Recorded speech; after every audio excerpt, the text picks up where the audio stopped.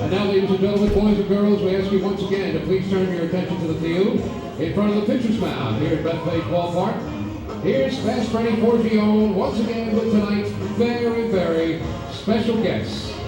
Once again, thank you, Bullet Bob Otone. Ducks fans, welcome to Bethpage Ballpark. We have an absolute beautiful night here for baseball. The Long Island Ducks, first off, want to thank our game sponsor tonight, the Long Island Veterinary Specialist.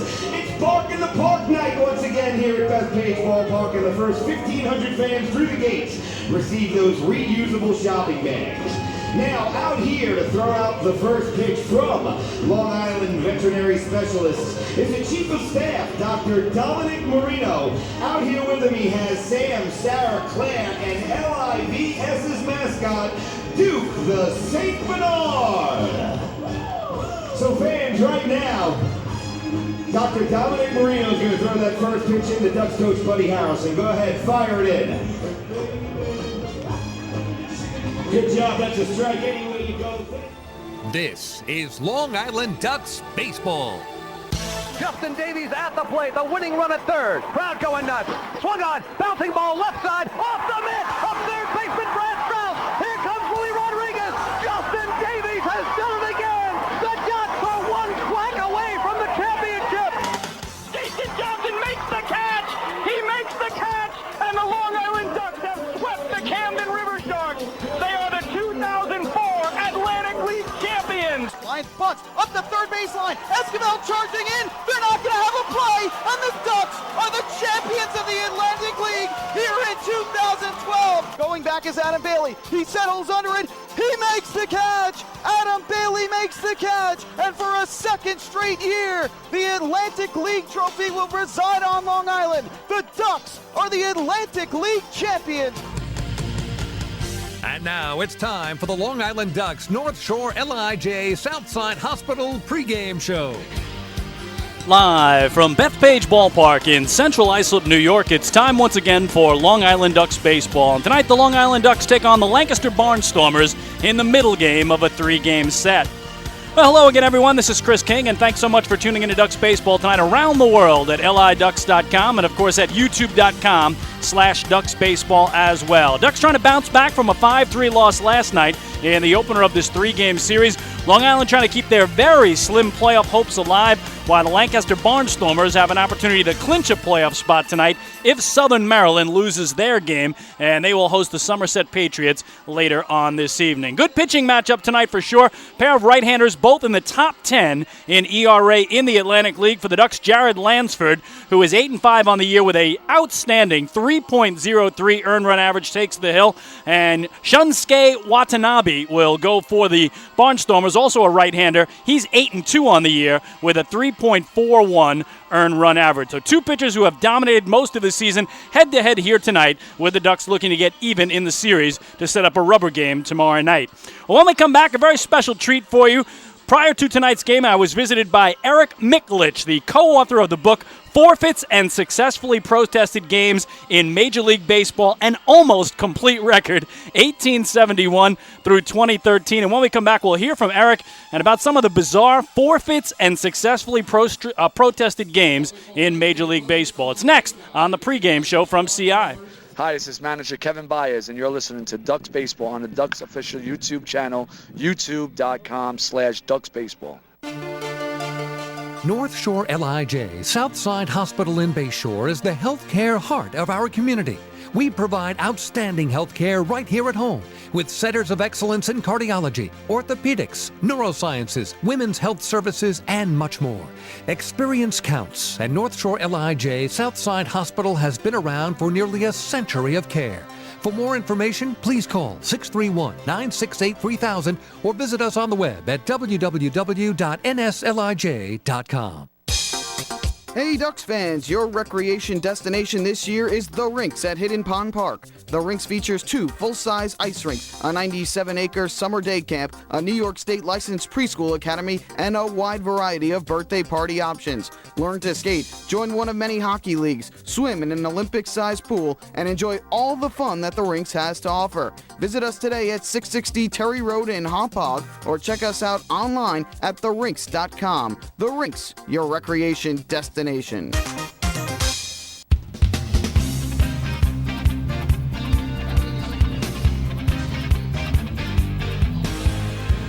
Chris King back at Bethpage Ballpark before tonight's game between the Ducks and the Stormers. Game 2 of a 3-game series. Lancaster took it last night, 5-3 in the opener. Well, before tonight's game, I had a chance to chat with an old friend of mine. His name is Eric Miklich, and he and David Nemec have gotten together to put out a book called Forfeits and Successfully Protested Games in Major League Baseball, a complete record, 1871 through 2013. Well, it turns out it's almost complete because we've already had one successfully protested game already this season. But I begin my conversation with Eric, asking him about how he got the idea to put together this book. Here's Eric Miklich, the co-author. Part of SABRE, which is Society for American Baseball Research, and on that website they listed an article about protested and forfeited games. Myself and my co-author David Nemec, who's written over 40 books, took that piece and we developed it from stories. It was basically just the date, the people, and what happened. And we took it, that database, and expanded it, found others, and developed stories for every single incident. So now the incident is not so dry. We really made it juicy. We want to have some, interaction of what the people did, what they like. We did a little bios in some people, so it's really flavorful, and it really keeps your interest. It's a great read. What would you say would be the juiciest protested game in Major League history? Well, I don't know about juiciest. There's so many interesting ones, but in '86, Detroit, bases loaded, pitcher throws the ball, the catcher drops the ball on purpose, steps on home, throws to third for the double play, and the opposing team went nuts. And simply because not until 1887 were the runners automatically out if the base were occupied. So everybody had to run. And that just set up a big firestorm. And that's like a 2-page article in that book. That's a really good one. Well, how about forfeits? We don't hear much about forfeits. What were some of the reasons for forfeits in the past? That's an excellent question, and it's things that today we could never imagine. Forfeits over train schedules.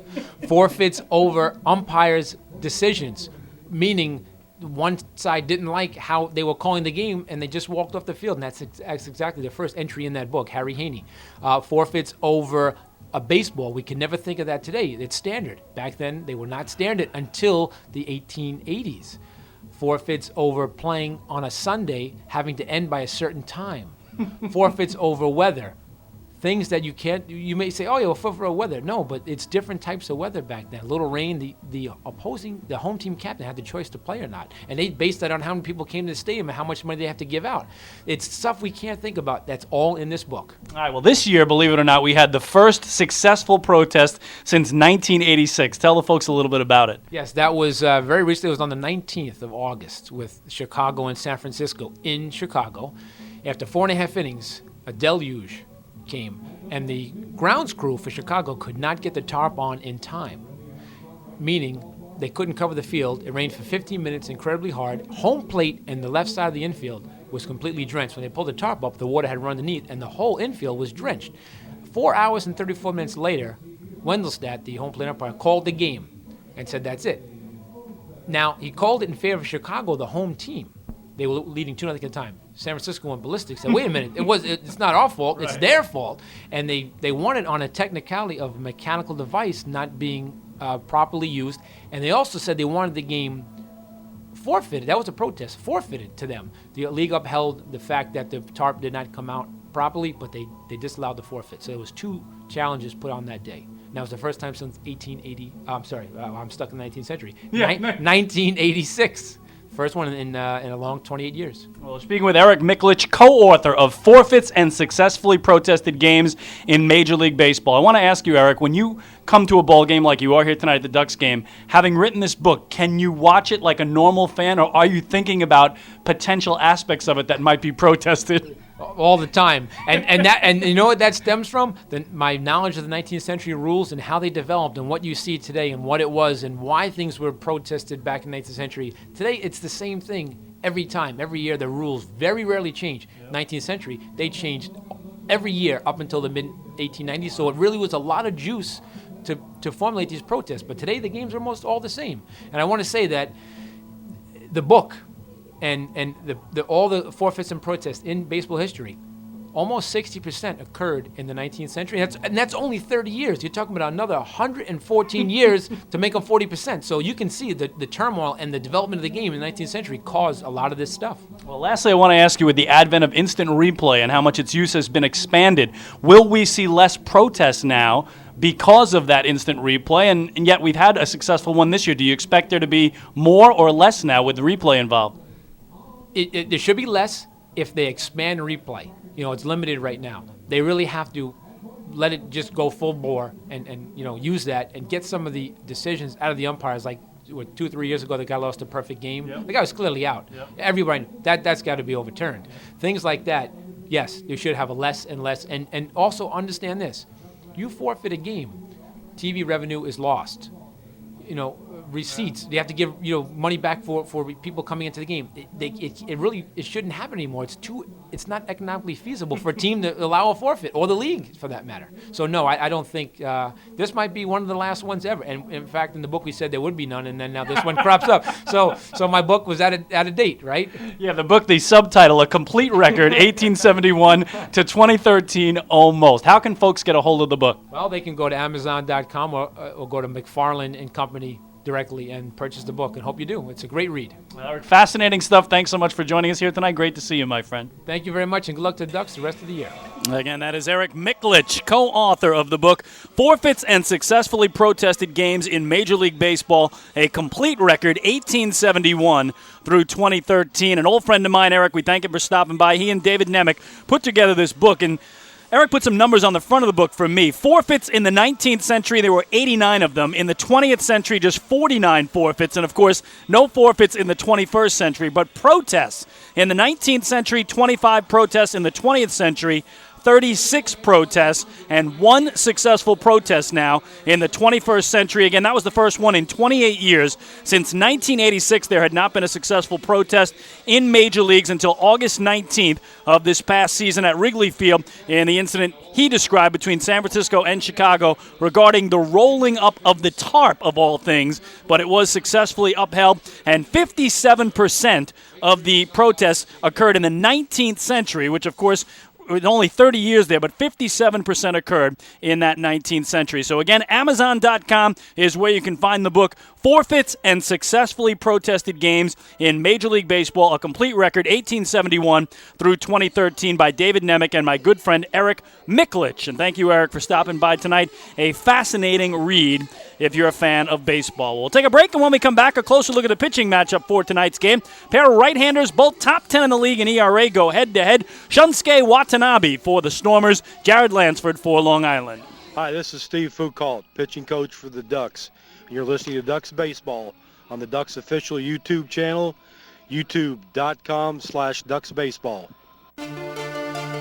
North Shore LIJ Southside Hospital in Bayshore is the healthcare heart of our community. We provide outstanding health care right here at home with centers of excellence in cardiology, orthopedics, neurosciences, women's health services, and much more. Experience counts, and North Shore LIJ Southside Hospital has been around for nearly a century of care.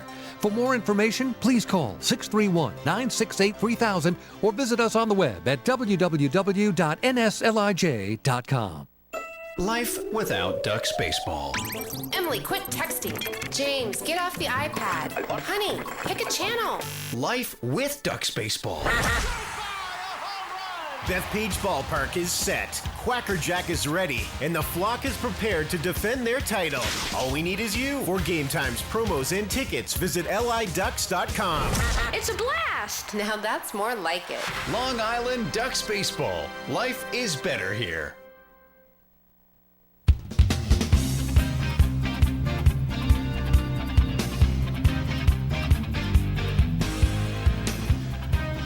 Just about set for baseball at Bethpage Ballpark. Game 2 of a 3-game set between the Ducks and the Barnstormers. Righty Jared Lansford goes for Long Island. He is 8-5 on the year. 3.03 is his earned run average, third best in the league. Fellow righty Shunsuke Watanabe, the native of Chiba, Japan, goes for the Barnstormers. He on the year 8-2 with a 3.41 ERA. So both righties with 8 wins, both righties with ERAs just over 3 per game, and ranked in the top 10. Again, for the Barnstormers, a chance to clinch a playoff spot tonight if Southern Maryland loses their game at home to Somerset. For the Ducks, they're just trying to stay alive another night, but the tragic number for the Ducks is 1.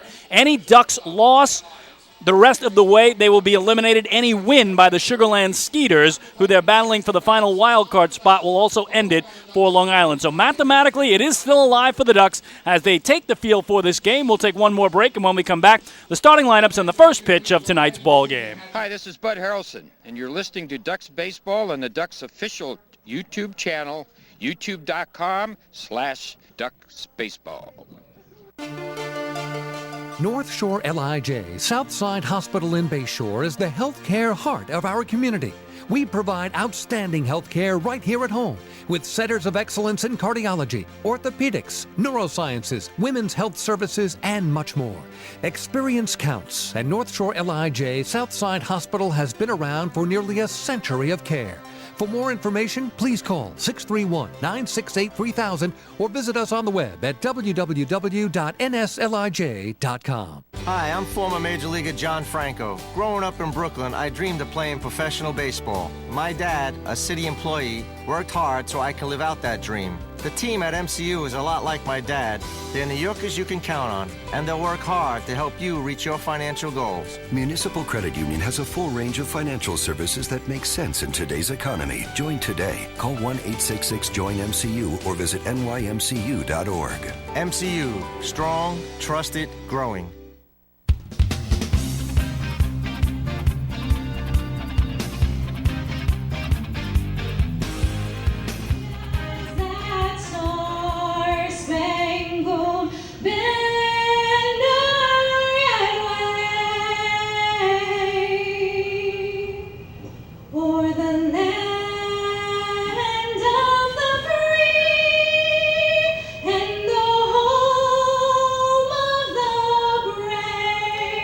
Well, that is our very own Ducks employee, Ashley Bush, with a great job, as always, with the national anthem tonight. Well, the starting lineups first for the visiting Lancaster Barnstormers. In the second half, they are 38-27, tied atop the Freedom Division with the Sugarland Skeeters, and Butch Hobson has filled out his lineup as follows. Blake Galen will lead it off in center field. Olmo Rosario, the second baseman, hits second. Cole Garner in left field bats third, and Andrew Clark is the DH and cleanup man. Brett Carroll in right field hits fifth. Wilson Batista at third base swings sixth. Gabe Jacobo is the first baseman and seven hitter. Lance Zawadski at shortstop in the 8-hole. And the former Duck Keith Castillo will catch and hit ninth. All of that in support of the right-hander, Shunsuke Watanabe, who's 8-2 on the year with a 3.41 earned run average. For Kevin Baez, Long Island Ducks, they are 30-35 in the second half. Right now, second in the Liberty Division, 7 games back of the first place Somerset Patriots, who clinched the second half division title with the Ducks' loss here last night to Lancaster. Phelan Lentini, the former Barnstormer, leads it off in right field. Brendan Harris hits second at third base. Lou Ford in center field swings third, and the cleanup man with another homer last night, Adam Bailey, the left fielder. C.J. Rutherford will DH and bat fifth. Cody Puckett at second hits sixth. Brandon Bance behind the dish will hit seventh. Batting eighth, it's Joe Ashbrodine at first base, and the shortstop and 9-hitter is Dan Lyons. Right now on the hill, going through his warm-ups, is the 27-year-old right-hander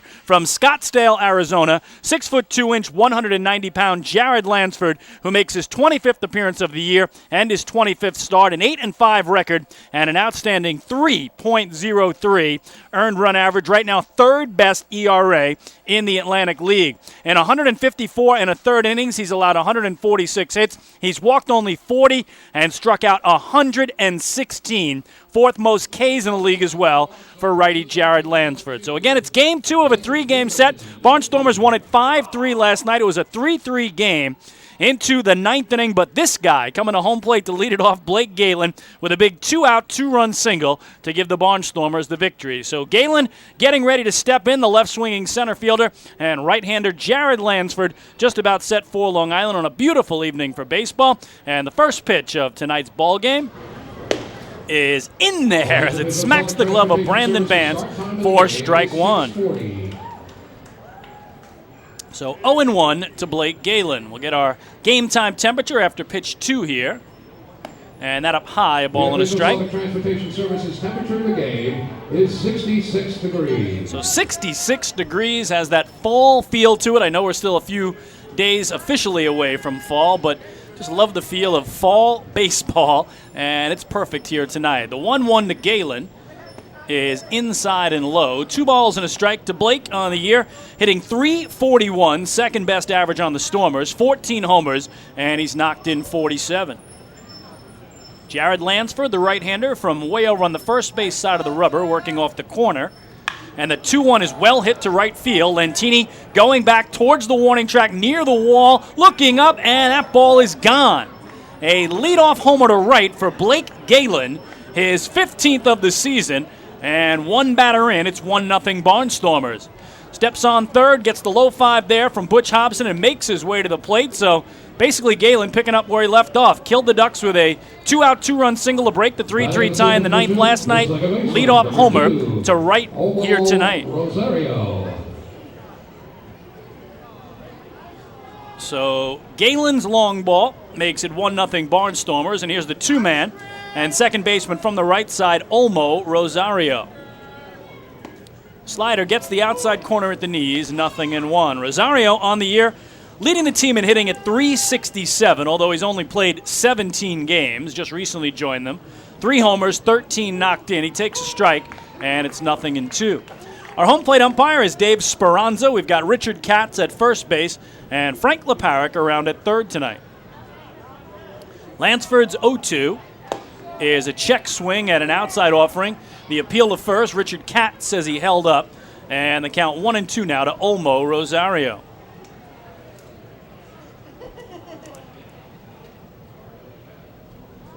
Here's the pitch, and that tap foul down in the dirt at home plate, and the count holds. Defensively for Long Island tonight, they have Joash Brodin at first base, Cody Puckett at second, Dan Lyons the shortstop, and Brendan Harris at third.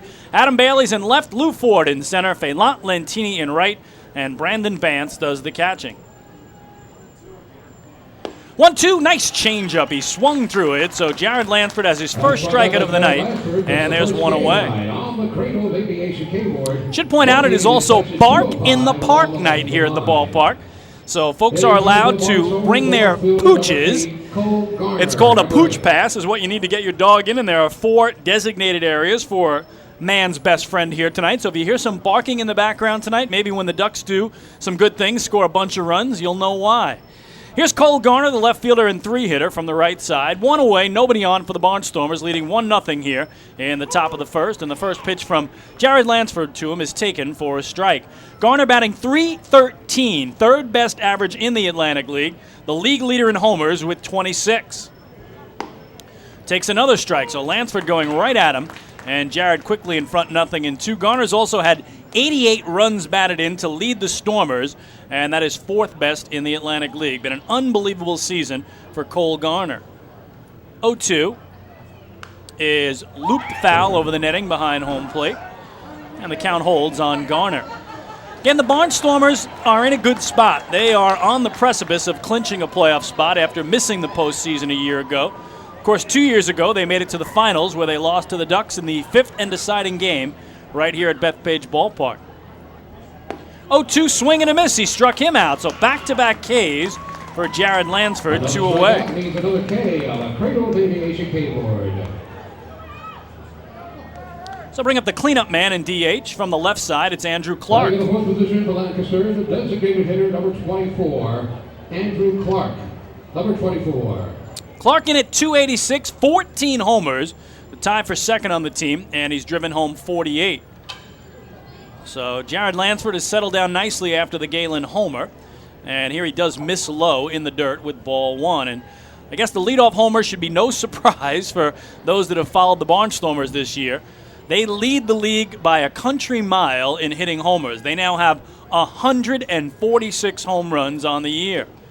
Ducks are second in the league. Adam Bailey last night hit the 100th home run of the year for Long Island, as here Clark takes a strike. It's 1-1. The Barnstormers with 46 more home runs hit than any other team in the Atlantic League. But here a swing and a miss on the hands of Clark, and the count 1-2. So after the leadoff homer to Galen, Lansford an opportunity here to strike out the side if he can get Clark, who he's got set up here at 1-2. The pitch just outside. Again, 66 degrees.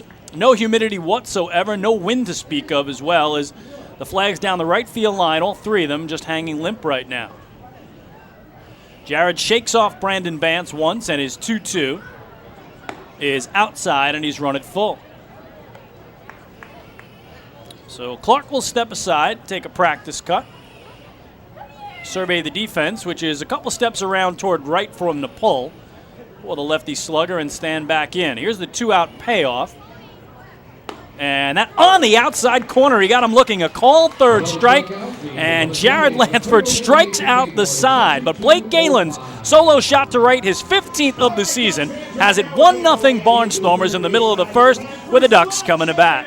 Hey fans, this is pitcher Bobby Blevins, and you're listening to Ducks Baseball on the Ducks official YouTube channel, youtube.com/DucksBaseball.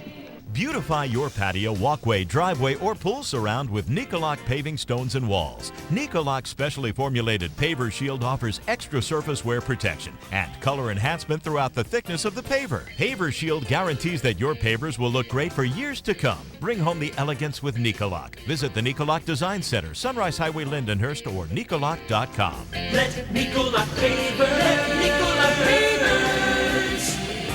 pave your way.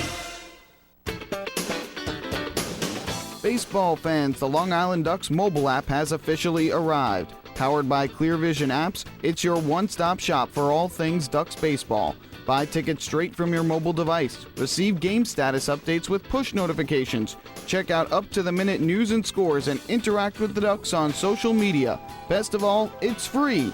Download the Ducks mobile app today by visiting the App Store on your Apple-powered device or Google Play on your Android-powered device. The Long Island Ducks mobile app, with you wherever you flock to.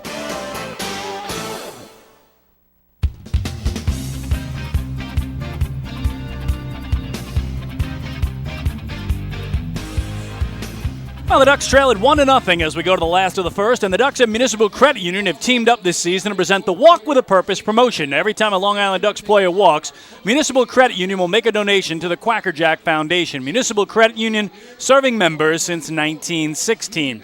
Well, defensively for the Stormers tonight, they have Gabe Jacobo at first base, Olmo Rosario at second, Lance Zawadski at short, and Wilson Batista at third. Cole Garner's in left field, Blake Galen in center, Brett Carroll in right, Keith Castillo does the catching, and on the mound, just completing his warm-ups, the 38-year-old right-hander from Chiba Japan. He stands 5 foot 10 inches, 158-pounder. The right-handed submariner is 8-2 on the year with a 3.41 ERA. That's ninth best in the Atlantic League. In 113 innings and a third pitch, he's allowed 93 hits. He's walked 28 and struck out 84. So Watanabe to begin with, the former Barnstormer, Feilat Lentini, the right fielder and leadoff man for Long Island from the right side. 1-0 Stormers as Watanabe gets set, kicking away at the dirt in front of the rubber. Lentini stands in. Feet apart for Watanabe, and now his first pitch submarined in there for strike one. Lentini in at .295, 8th best average in the Atlantic League, 3rd best on Long Island. He's got 6 homers, and he's driven in 61. 0-1 is that frisbee slider, if you will, slider that goes up and away from a right-handed hitter, from the submarining righty, Watanabe, and the count 1 ball and 1 strike. Here's the pitch. And that breaking ball swung through by Lentini, 1-2. Watanabe comes in hot. He's won his last 3 starts in a row, 4-0 in his last 5 starts with 1 no decision. 1-2 pitch is outside for ball 2. 2 balls and 2 strikes. Here at Bethpage Ballpark, we go 400 feet to dead center field and 325 down the lines to the poles. Symmetrical ballpark is the duck pond. Lentini windmills the bat around, brings it up, and waggles it above his right shoulder. 2-2. Is on the ground to second for Olmo Rosario to his right. Throws to Gabe Jacobo at first, and there's 1 away.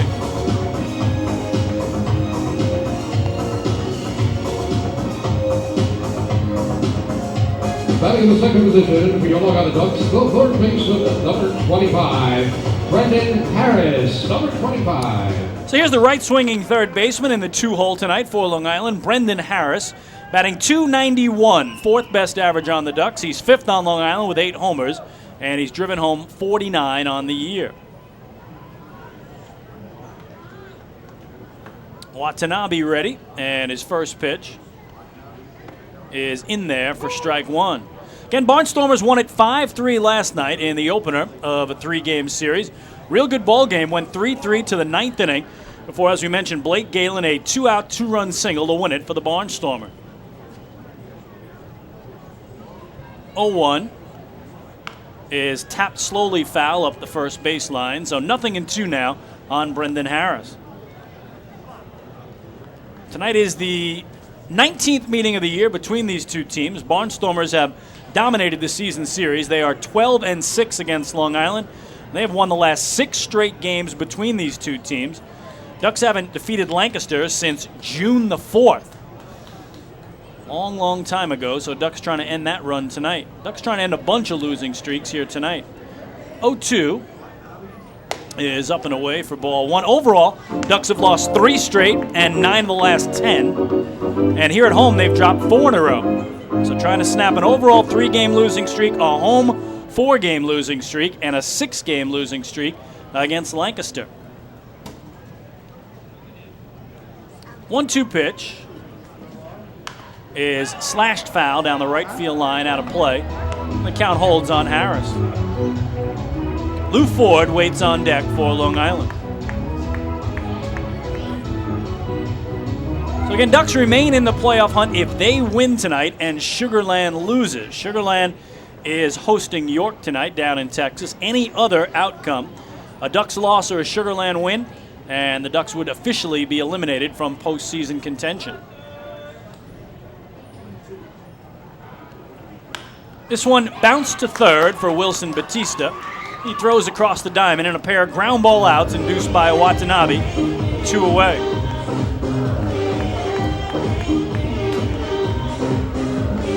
Hitting in the third position for Long Island, center fielder number 20, Lou Ford, number 20. So here's the aforementioned Lou Ford, as Bob Otone, our PA announcer, does it so well. The center fielder is in the 3 slot tonight, batting from the right side. Ford hitting .344 to lead Long Island, second best average in the league, 15 homers, and also second in the circuit with 92 runs batted in. Submarining a strike in there is Watanabe. It's 0-1.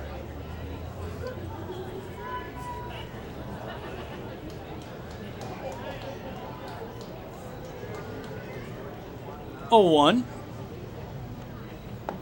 is inside. 1 ball and 1 strike. After tonight, Ducks have 4 games remaining in the regular season, all here at home. The Barnstormers tomorrow.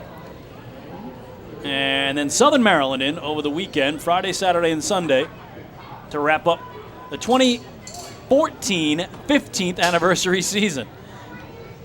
1-1 is bounced to second, so another ground ball.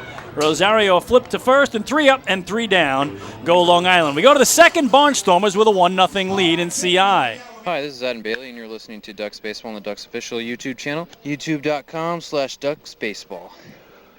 Few places on Earth offer the charm and excitement of Fire Island. At Fire Island Ferries, located conveniently at 99 Maple Avenue in Bay Shore, they offer convenient travel to Fire Island 7 days a week. Fire Island is quickly becoming a top destination for families of all ages. Experience the informal, carefree communities, the dazzling night scene, enjoy fine dining, or climb to the top of one of the tallest lighthouses in the United States. But there's only one way to get there, by calling Fire Island Ferries at 631-665-3600 today. For fare and scheduling information, please visit fireislandferries.com. Labor is on the move. PEF. They are the Public Employees Federation. They know it's time for workers to unite, to speak out, to demand government accountability for the way public services are delivered. They provide healthcare services, mental health services, and services to the developmentally disabled. They're the Public Employees Federation. PEF, the problem-solving union. PEF is the union that cares for the community. Learn more at pef.org. PEF, labor on the move.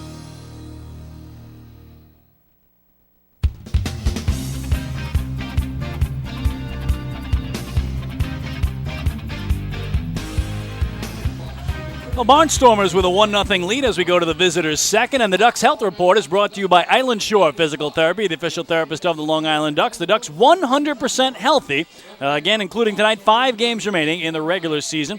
So that is certainly good news for Kevin Baez and his squad. Barnstormers lead at 1-0, 5, 6, and 7 in the order for Butch Hobson to hit here in the top of the second. Brett Carroll, Wilson Batista, and Gabe Jacobo against Jared Lansford, who last worked Thursday night here against Southern Maryland, took a no decision in an 8-4 loss.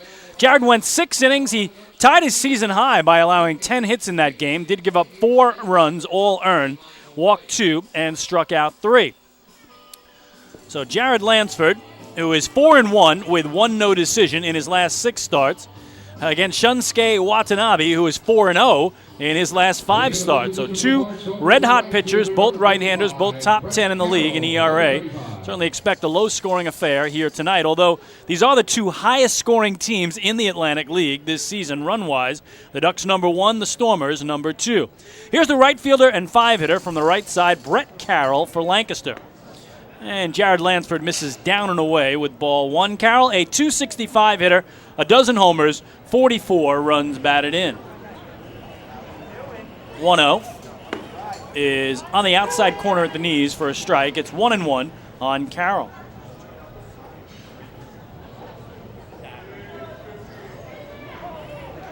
And Brett called time here at the last second, so Jared will reset on the hill. And here's his 1-1. That gets the outside corner at the knees. A ball and 2 strikes on Carroll. Lansford has faced the Barnstormers 3 times this year, but hasn't beaten them yet, although he does have nice numbers, an 0-1 record, and a 3.12 ERA. Down and away he misses, 2-2. All 3 of those starts, though, for Jared were at Clipper Magazine Stadium in Lancaster, Pennsylvania. So he has not faced the Barnstormers all year on this field.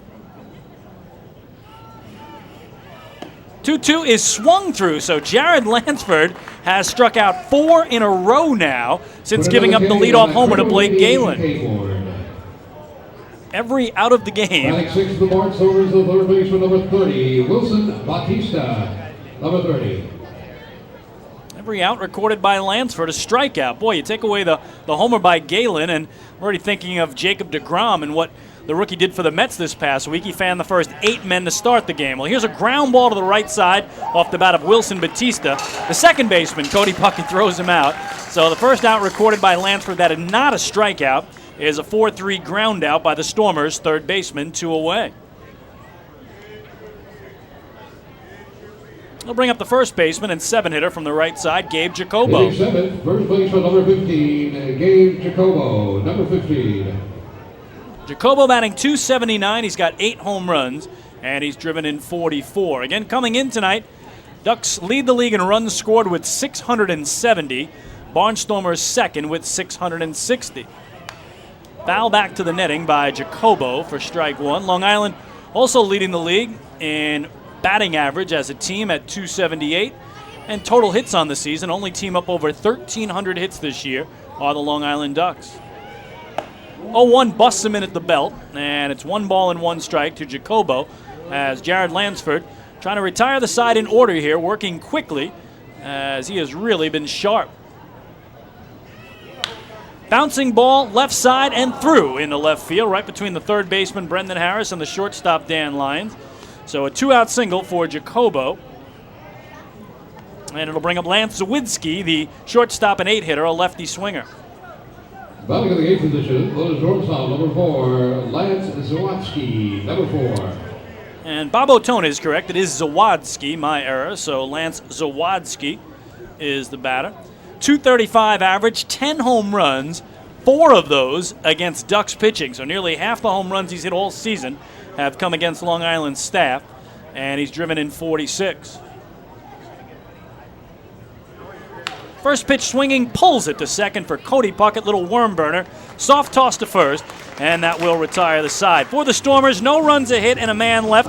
We go to the bottom of the second on the island. Lancaster, a 1-0 lead. Hey fans, this is pitcher Brett Lauren, and you're listening to Ducks Baseball on the Ducks official YouTube channel, youtube.com/DucksBaseball.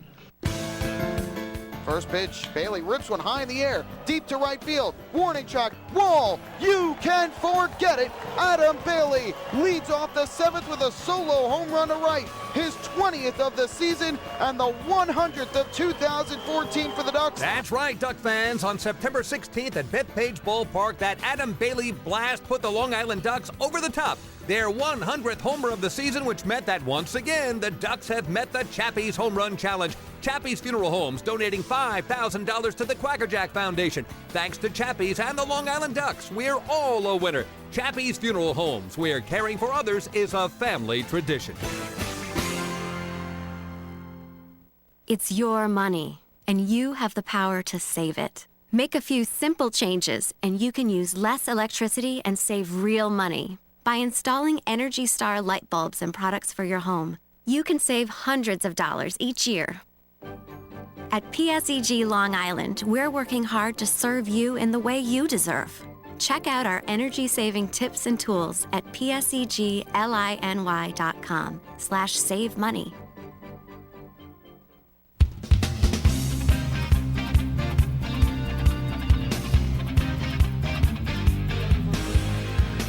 Well, fans, every double play that the Ducks turn this season is presented by the New York State Public Employees Federation, PEF, the problem-solving union, providing health care services, mental health services, and services to the developmentally disabled.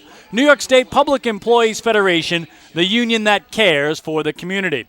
Well, Barnstormers with a 1-0 lead as we go to the last of the second, and Shunsuke Watanabe, the submarining right-hander who retired the side in order on 3 ground balls, will face 4, 5, and 6 in the Ducks order: Adam Bailey, C.J. Rutherford, and Cody Puckett. So it begins with Bailey, the left-swinging left fielder, who's hitting .305, 5th best average in the league, 20 home runs, that's tied for third, and 89 runs batted in, that is third. So he is top 5 in the league now in batting average, homers, and ribbies is the red-hot Adam Bailey. Another homer for him here last night, his 20th of the season, and as you heard there during our commercial break, it was the 100th home run hit by the Ducks this season. So they have met the Chappie's Home Run Challenge, and here Watanabe drops in a strike on Bailey, and the count 0-1. So 20 homer season for Adam Bailey. What a year he has had for Long Island. I mean, Lou Ford has had such an amazing season that Bailey's kind of flown under the radar a little bit. Here he puts it in the air to center field. Coming in is Blake Galen. Hard, slides, and does he make the catch? He did. Oh, what a catch by Blake Galen. Basket style sliding in left center to deny Bailey of a hit. Hitting for Long Island, designated hitter number 11, C.J. Rutherford, number 11. So first fly ball out, induced by Watanabe tonight. He's retired the first 4 to begin the game. And here's the DH and 5-man from the right side. It's C.J. Rutherford for Long Island. Watanabe's pitch. Up and away for ball 1. Rutherford, a .286 hitter, 1 home run, 6 runs batted in. Joining the Ducks September the 2nd in Sugar Land, Texas. A little more than 2 weeks as a Duck for Rutherford, who takes up and away, and the count 2-0.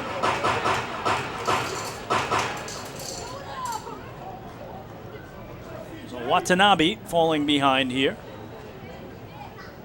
His 2-0 offering. Pop foul high behind home plate for strike 1. Watanabe, very interesting story. Again, 38 years old from Chiba, Japan. But this is his first year ever in North America. Has pitched 12 years, all of it in Japan only, and he has done a real nice job, especially of late, with what he's been able to do for the Barnstormers. The 2-1, slashed foul, high on the first base side.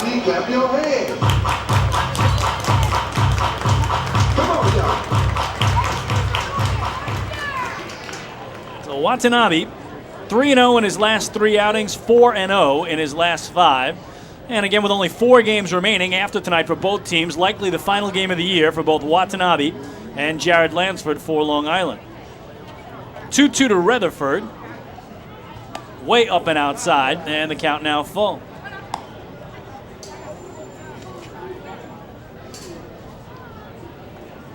Ducks looking for their first base runner of the game here, bottom of the second. Trailing 1-0. 4 up, 4 down so far for Lancaster's right-hander. Here's the 1-out payoff. And that pop foul, again high on the first base side.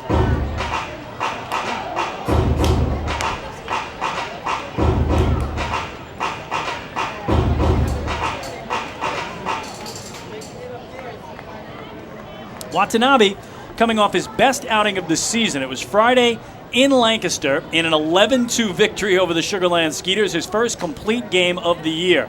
9 full innings of 5 hit, 1 earned run ball. Walked only 1, and he tied his season high with 8 strikeouts. 3-2, swing and a miss. He's got his first strikeout tonight as Rutherford down swinging, 2 away.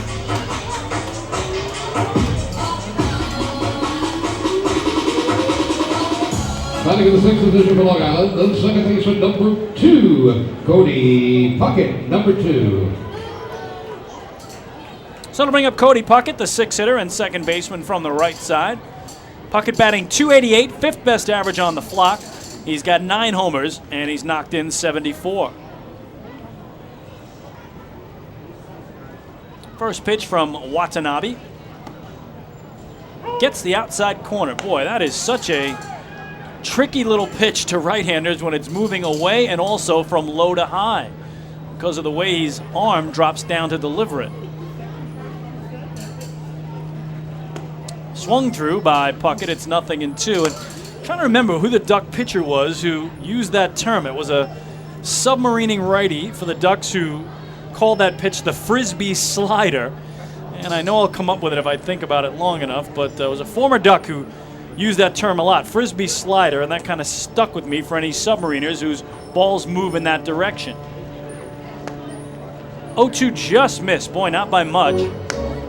And Puckett able to stay alive with ball 1 there. You know what? It's Ben Grzelowski. That's who it was, the former Duck. Ben Grzelowski was the submarining right-hander who coined that term, at least as far as I had ever heard it, Frisbee slider. 1-2. Way up and outside. 2 balls and 2 strikes now on Cody Puckett. 1-0 Stormers. Bottom of the second inning. Leadoff homer to begin the game for Blake Galen, his 15th of the year.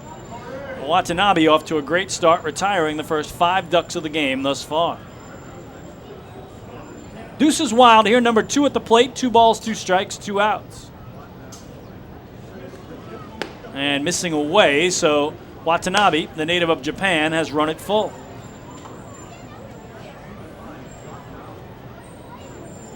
Puckett out and back in. And now ready for the payoff. On the way here. And way outside, ball 4. So there is the first Municipal Credit Union walk with a purpose tonight. Every time a Ducks batter walks, the Quackerjack Foundation wins.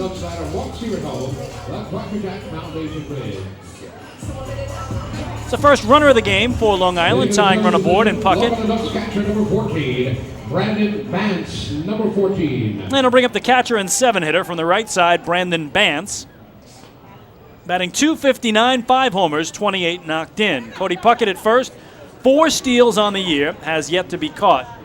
Boy, that's one thing the Ducks will really look back on with pride, their success this season on the base paths. I'll give you the numbers in a second, but it's just incredible how successful they've been stealing all year. First pitch to Bance is in there for strike 1. Ducks 116 stolen bases as a team. They've only been caught 14 times all year. That's almost a 90% success rate stealing. Just incredible.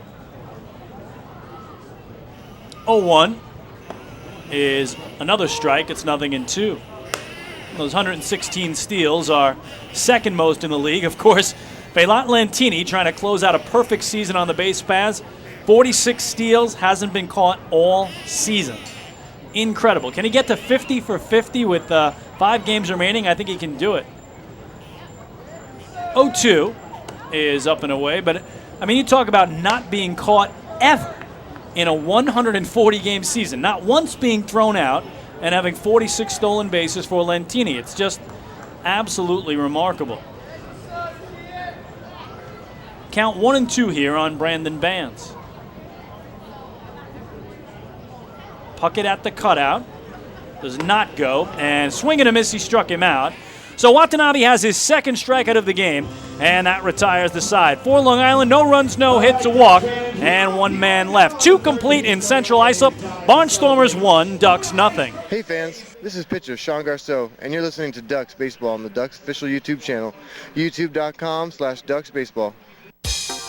Hey Ducks fans, your recreation destination this year is The Rinks at Hidden Pond Park. The Rinks features 2 full-size ice rinks, a 97-acre summer day camp, a New York State licensed preschool academy, and a wide variety of birthday party options. Learn to skate, join one of many hockey leagues, swim in an Olympic-sized pool, and enjoy all the fun that The Rinks has to offer. Visit us today at 660 Terry Road in Hauppauge, or check us out online at therinks.com. The Rinks, your recreation destination.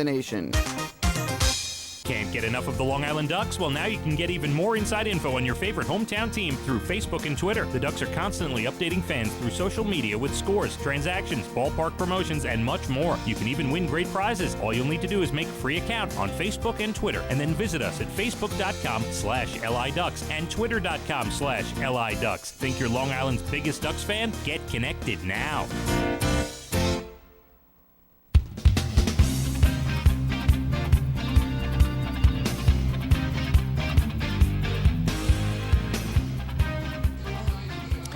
We got inning number 3 at Bethpage Ballpark. Lancaster Barnstormers with a 1-0 lead over the Long Island Ducks. Again, last night here it was the Barnstormers taking the opener of the 3-game series, 5-3 over Long Island. Elsewhere last night down in Sugar Land, Texas, the York Revolution won their 3rd straight game. 6-2 was the final there.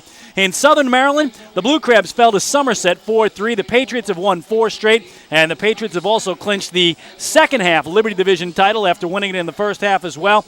And 2 teams just closing out the slate, the Bluefish and River Sharks in Camden. Bridgeport with an 8-1 victory, and the River Sharks have dropped their last 6 straight games. So again, last night when the Ducks lost here 5-3 to the Barnstormers, that clinched it for the Somerset Patriots. So congratulations to the Patriots.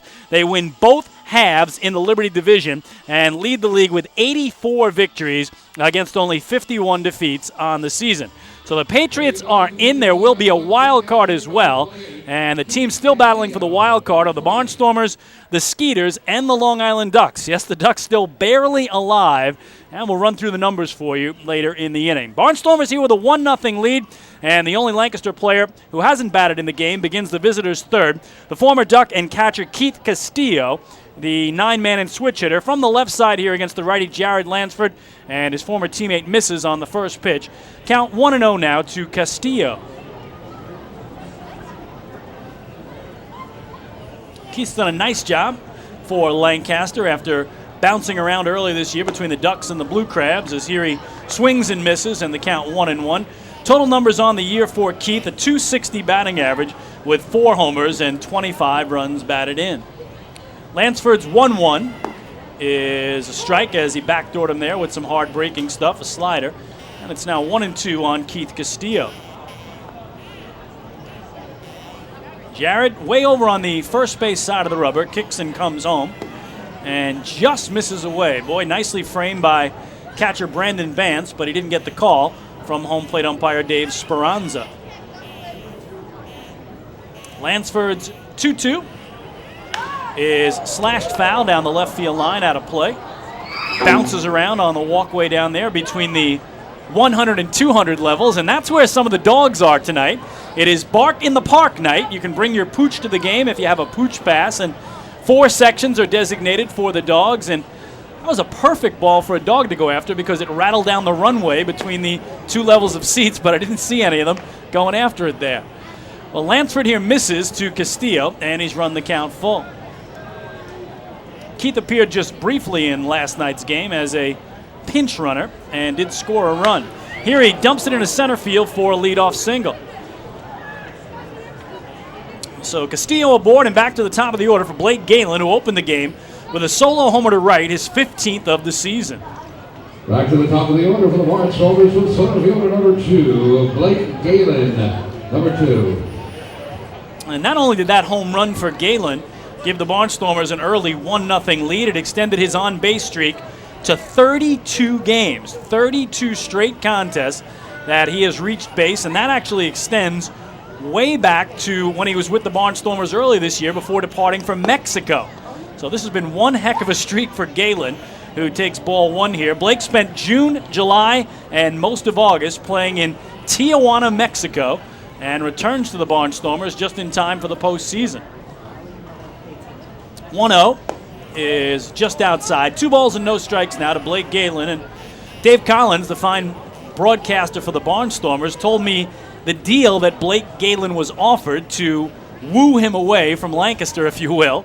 And it's quite the setup they had for him out there to get him to play in the Mexican League. The 2-0 is ripped into right field for a base hit. Castillo will turn second. He's going for third. Lentini comes up throwing. Head first slide. He's in there. So Galen's 2 for 2. Castillo goes corner to corner. And the Barnstormers set up with first and third and nobody out. I'll tell you the story in a second, as Olmo Rosario will be the hitter. Second baseman, number 10, Olmo Rosario, number 10. Rosario struck out swinging in the opening inning by Lansford. So Tijuana in the Mexican League wants to bring Blake Galen there. They offer him lodging in San Diego, California, which is just north of Tijuana, Mexico. They give him the apartment in San Diego. They pay for his transportation to and from every single game. And he gets to live in one of the most beautiful cities in America, San Diego, California. First pitch here splits the plate in half from Lansford, and it's 0-1 to Rosario. So kind of hard to say no when they're giving him an increase in salary, paying for his apartment in San Diego, and getting him transportation to and from the ballpark each and every night, door to door. 0-1 here is swung through, so it's 0-2 now on Rosario. But boy, Blake Galen, they are thrilled to welcome him back, put up amazing numbers before he departed. And again tonight is 2 for 2 with a single and a homer. That's the difference in a 1-0 game. Good start for Lansford here against Rosario at 0-2. And time called here, and boy, Jared didn't let go of that pitch. Pitchers are taught don't try to hold on to it for fear of injuring an arm, but Jared was just about to let it go and decided to hold on anyway and appears to be fine. So everybody resets. Castillo at third, Galen at first with nobody out, and the 0-2. In the air to right and down the line. A long run for Lentini going over, and he won't get there, but it's a foul ball. So it drops foul. And I think had he been able to catch it, if Keith Castillo, a catcher, would have tried to tag, it would have been a close play at home plate because Lentini had all his momentum coming towards home, but it's all for naught as it dropped about 5 or 6 feet to the right of the right field foul line in foul territory. So count remains 0-2 on Rosario, who last night here was 1 for 5 with a single in the Barnstormers' 5-3 win.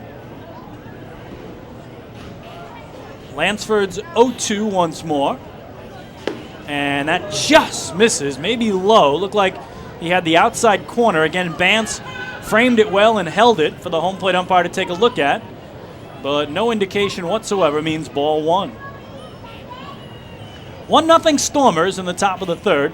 They have 4 hits already in the game. Ducks are still looking for their first.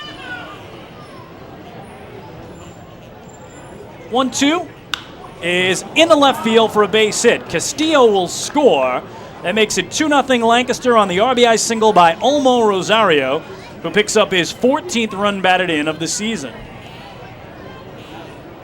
So Castillo scores. Galen stopped at second. Rosario on at first.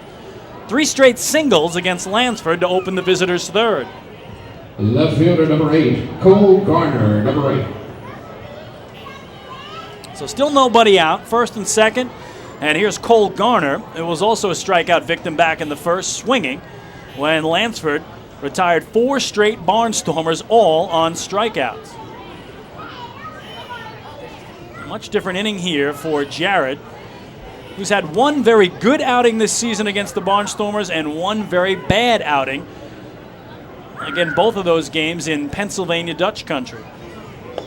Slider away here for ball one. So early trouble for Lansford. Barnstormers with single runs in the first and now the third and a 2-0 lead. But they have Galen at second, Rosario at first, and still nobody out. 1-0 the count on Garner.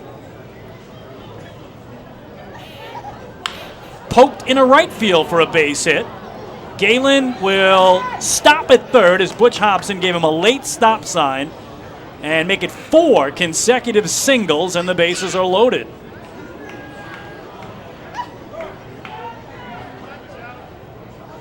Well, Hobson thought about it because Galen runs well, but with nobody out, number 24, Andrew Clark, number 24, decided to hold him, and going to be the first timeout of the game here, if you will, for the Long Island Ducks as it occurs in the top of the third. And pitching coach Steve Foucault out to try to settle down his right-hander. Well, we told you about those wild card standings.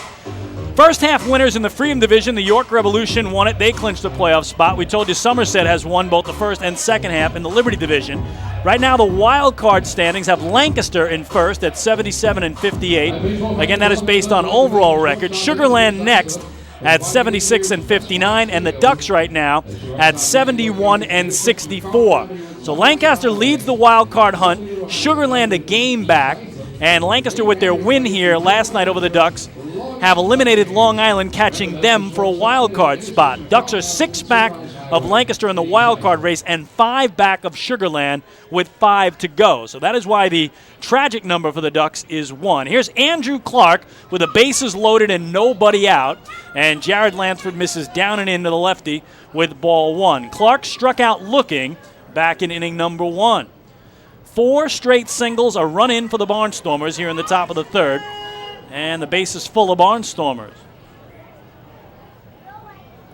Lansford at the letters set.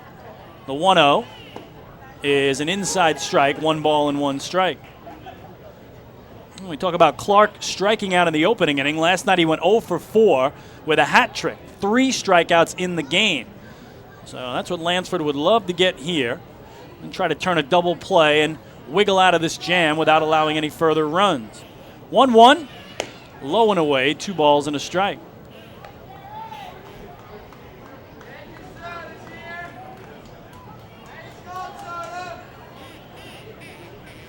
Clark with that slightly open stance from the left. Lansford peers into Brandon Vance and comes ready. 2-1, missing low and away, and now a real hitter's count for Andrew Clark at 3 balls and a strike.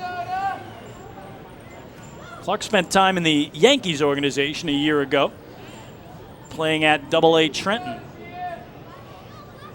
Big spot here in a 2-0 game, top of the third. He could blow it open with a base hit. 3-1 is fouled into the glove of Vance to run the count full. So big pitch there for Lansford. We talked about that one outing that was very rough for Jared in Lancaster.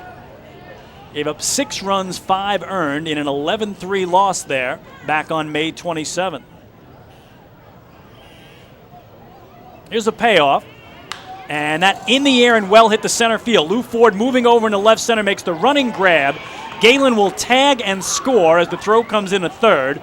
It's a sacrifice fly for Andrew Clark and a 3-0 Barnstormers advantage. So Galen, the only base runner who moved up a base. Right fielder number 35, Brett Carroll, number 35. As Andrew Clark collects run batted in number 49 on the season. Barnstormers now with a crooked number on the board, 2 in the inning, and a 3-0 lead. So Rosario stayed at second, Garner at first. Finally an out recorded by Lansford on the 5th batter that he's faced this inning, and it brings up Brett Carroll, the right fielder. First pitch to him is in there for strike 1. Carroll struck out swinging last inning. Carroll last night 1 for 3 with a single, scored twice, also earned a walk in the 2-run win for the Barnstormers to open this 3-game set. Here a wicked cut, but he came up empty. and it's 0-2. So that was the bad outing we told you about for Jared against the Barnstormers. The good outing was on July the 12th. He went 8 innings of 3-hit, 1-run ball, but took a no decision in a 5-4 loss.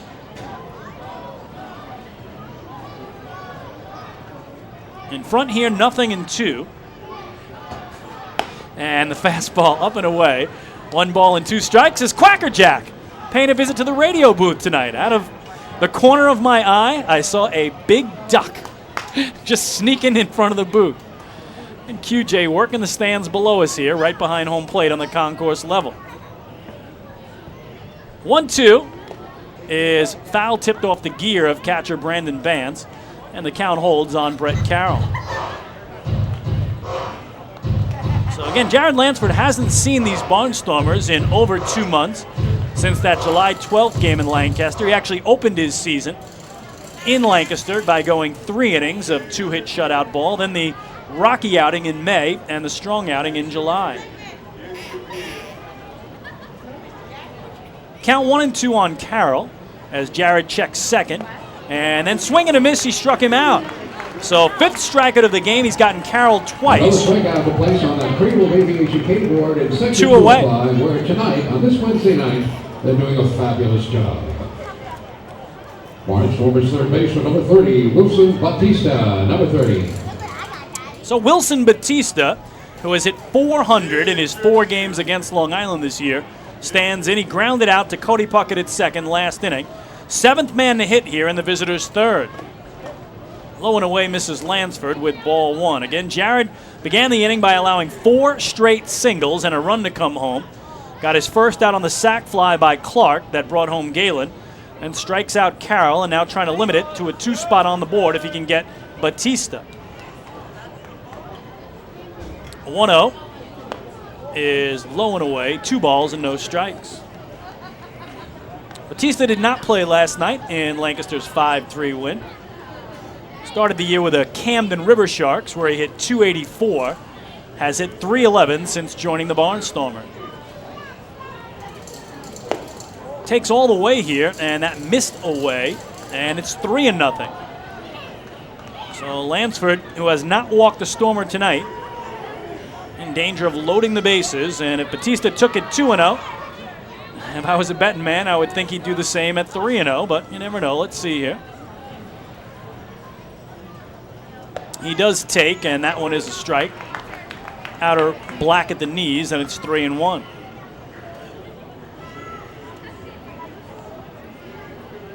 Two on, 2 out as Lansford comes set. A check of second where Rosario leads away. And this one tapped foul into the dirt alongside home plate, and the count full. So nice job by Jared to get it back to full. Brandon Vance out in front of home plate to remove his mask and flash the defensive signs for Long Island. And of course, both runners will be in motion here on a 2-out payoff pitch. That means Rosario runs from second and Cole Garner the same from first.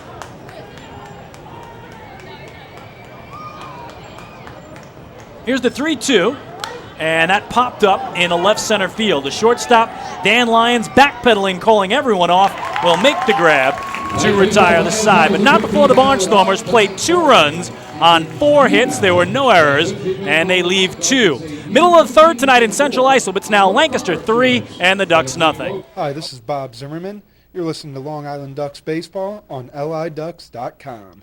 Hi, I'm former Major Leaguer John Franco. Growing up in Brooklyn, I dreamed of playing professional baseball. My dad, a city employee, worked hard so I can live out that dream. The team at MCU is a lot like my dad. They're New Yorkers you can count on, and they'll work hard to help you reach your financial goals. Municipal Credit Union has a full range of financial services that make sense in today's economy. Join today. Call 1-866-JOIN-MCU or visit nymcu.org. MCU, strong, trusted, growing. Hey Ducks fans, stay up to date with Long Island's hometown team by visiting Quack of the Bat, the official blog of the Long Island Ducks. Quack of the Bat will bring Ducks fans beyond the headlines with in-depth feature articles, breaking news stories, game previews, post-game wrap-ups, and so much more. Interact with the team during the entire 15th anniversary season through live chats with Ducks players and exclusive video clips. Check out the blog today at quackofthebat.wordpress.com. Quack of the Bat, the official blog of the Long Island Ducks. Life is better here.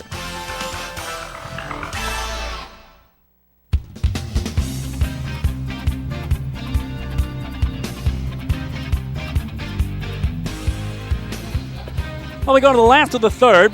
Lancaster Barnstormers with a 3-0 lead over the Long Island Ducks. And hey, Duck fans, the final out of the top of the third inning tonight was the 15th out of tonight's ball game. And did you know that a 15-minute call to Geico could save you 15% or more on your car insurance? Get a free quote today. Call 1-800-947-AUTO. That's 1-800-947-AUTO. Or visit geico.com. So Lancaster, who had a 1-0 lead tonight on the Blake Galen leadoff homer to begin the game, adds 2 more.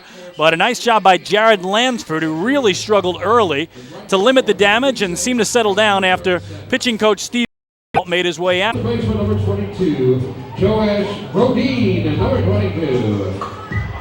The Ducks still looking for their first base hit against Shunsuke Watanabe, the native of Japan. Ducks did get a 2-out walk from Cody Puckett in the second inning, but that was their only base runner of the game. So here's Brodeen, the switch-hitting first baseman and 8-man in from the left side against the righty. And Watanabe delivers strike 1 to Brodeen.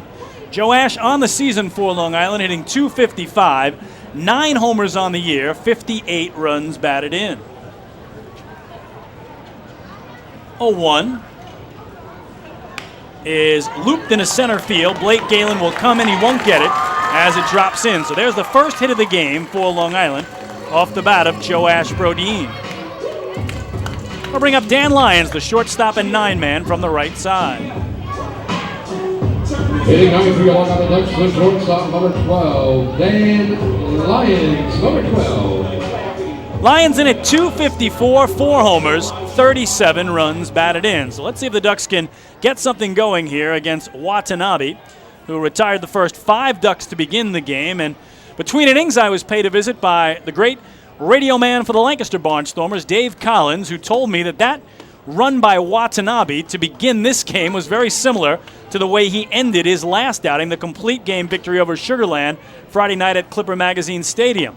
Here, Lyons takes in that game, Watanabe retired the final 15 straight batters of that complete game. So the first 5 in a row to start tonight means he retired 20 straight batters in that sequence. 15 of them Sugarland Skeeters, 5 of them Long Island Ducks. 1-0 is swung through here by Lyons, a ball and a strike. Brodeen held on at first. He's had a very successful season stealing, second on the Ducks with 25 swipes in 30 tries. Ducks down 3-0 here in the bottom of the third, just trying to get something going against this crafty right-hander. At age 38, Shunsuke Watanabe has had the Ducks off balance all night so far. And just misses inside with ball 2. And now a throw down by the catcher Castillo is not in time as Brodeen is back. I was talking about that pitch that Ben Grzelowski calls a frisbee slider when you're a submariner and you throw a hard breaking ball. It not only moves away from right-handers, but it goes up. It actually goes low to high, much like a frisbee would. 2-1 is on the outside corner at the knees for strike 2 in the count 2-2. And Dave Collins also passing along that Barnstormers manager Butch Hobson's nickname for Watanabe is Disco. And the reason he calls him Disco, his fastball never gets out of the 70s. So, of course, in the 70s, Disco was king. And if you got a fastball in the 70s, you're going to have the nickname Disco. That's what Butch calls him. The 2-2 will be delayed here as Watanabe will throw over to first and Brodeen back easily there. So that's Butch Hobson's personal nickname for Shunsuke Watanabe of Japan. Brodeen right at the cutout at first.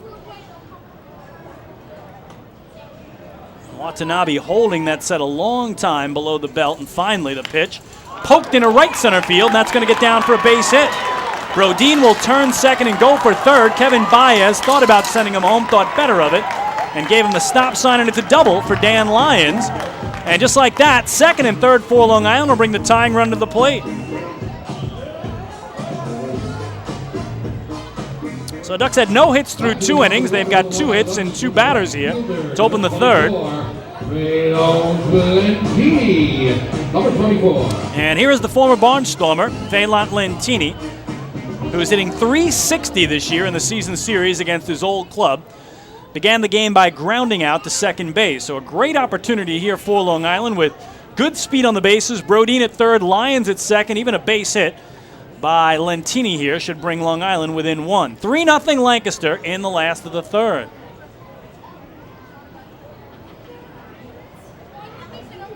Watanabe stares at third, then comes home and swung through as he fooled him with that one, 0-1.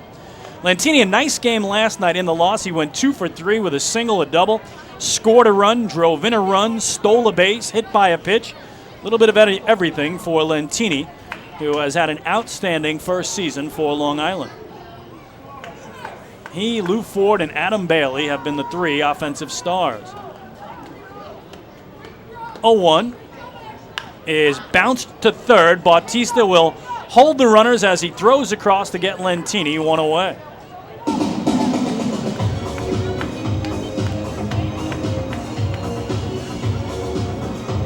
I'll bring up Brendan Harris, the third baseman. One of the third baseman, number 25, Brendan Harris, number 25. Harris also a ground out back in the first inning when Watanabe got 3 ground ball outs to begin the game off Lentini, Harris, and Ford. So both runners hold. Brodin at third, Lyons at second now with 1 away, and Harris to try to put Long Island on the board. Harris also has hit Barnstormer pitching well this year to the tune of a .333 batting average. Up and away. Nice grab by Castillo, the catcher, popping out of his crouch and moving to his right to grab it. No advance. And it's ball 1 to Brendan Harris. Harris done a great job with that eye at home plate this season, as he's third in the league in total walks with 69 coming in. First base open here with 1 away. 1-0 is an inside strike to even things up.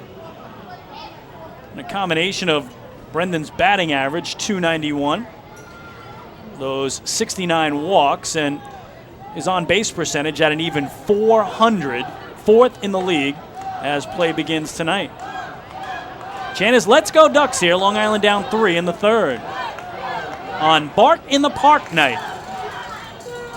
Trying to hear from the Pooches here tonight as I see a couple of them way down the end of the left field line. They're allowed, I believe, in 4 different sections, including the Smokin' Owl's party deck, and that's where I've seen most of the Pooches tonight with their Pooch Pass in hand, and some happy owners being able to bring man's best friend to the ball game here tonight in Central Islip.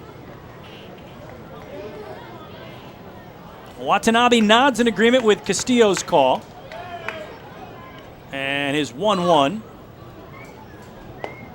again nails that inside corner. And Brendan Harris hasn't liked either of those calls from home plate umpire Dave Speranza, and he's now down in the count, 1-2. And boy, what a difference tonight in the pace employed by these 2 pitchers. Jared Lansford pretty much gets the ball, go, go, go. Even when men were on base, he was trying to keep that rhythm quick, whereas Watanabe has really slowed things down, especially here with 2 men in scoring position. His 1-2 is way outside, 2 balls and 2 strikes.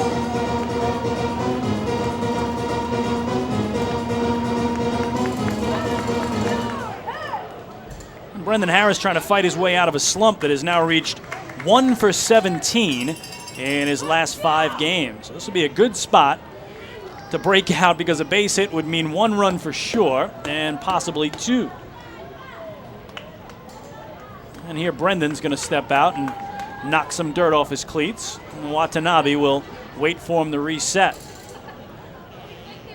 1 away with runners at second and third for Long Island, trailing by 3. 2-2. Floats just away. Very close pitch to take. And we talked about that great eye of Brendan Harris. He trusts it there and has run the count full.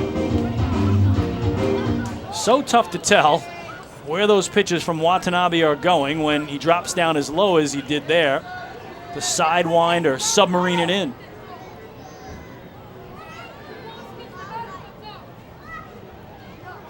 Here's a payoff.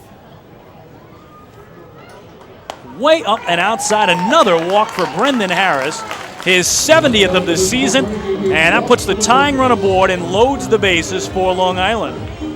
It's another Municipal Credit Union walk with a purpose. Every time a Ducks batter walks, the Quackerjack Foundation wins. Long Island center fielder, number 20, Lou Ford. Number 20. So big spot for Lou Ford here. Bases loaded, 1 out.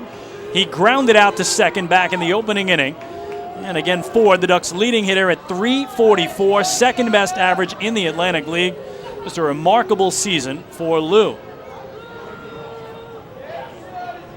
Can he do some more damage here and add to the 92 runs batted in he has already on the season? First pitch to him is on the outside corner for strike 1. Lou Ford has already set the Atlantic League record for most hits in a season with 181 on the year. Watanabe in front, 0-1. And a righty-righty, and the pitch. Taken to second again. Rosario drops it, flips to short for 1, and that's all they'll get. His scoring is Joe Ashbrodeen. So Lou Ford hit a potential double play ground ball that would have ended the inning. But this time Rosario, who had the first ball Ford hit go to him as well, couldn't field it cleanly, and Long Island's on the board as the fielder's choice goes 4-6 for Lou Ford, run batted in number 93 on the season.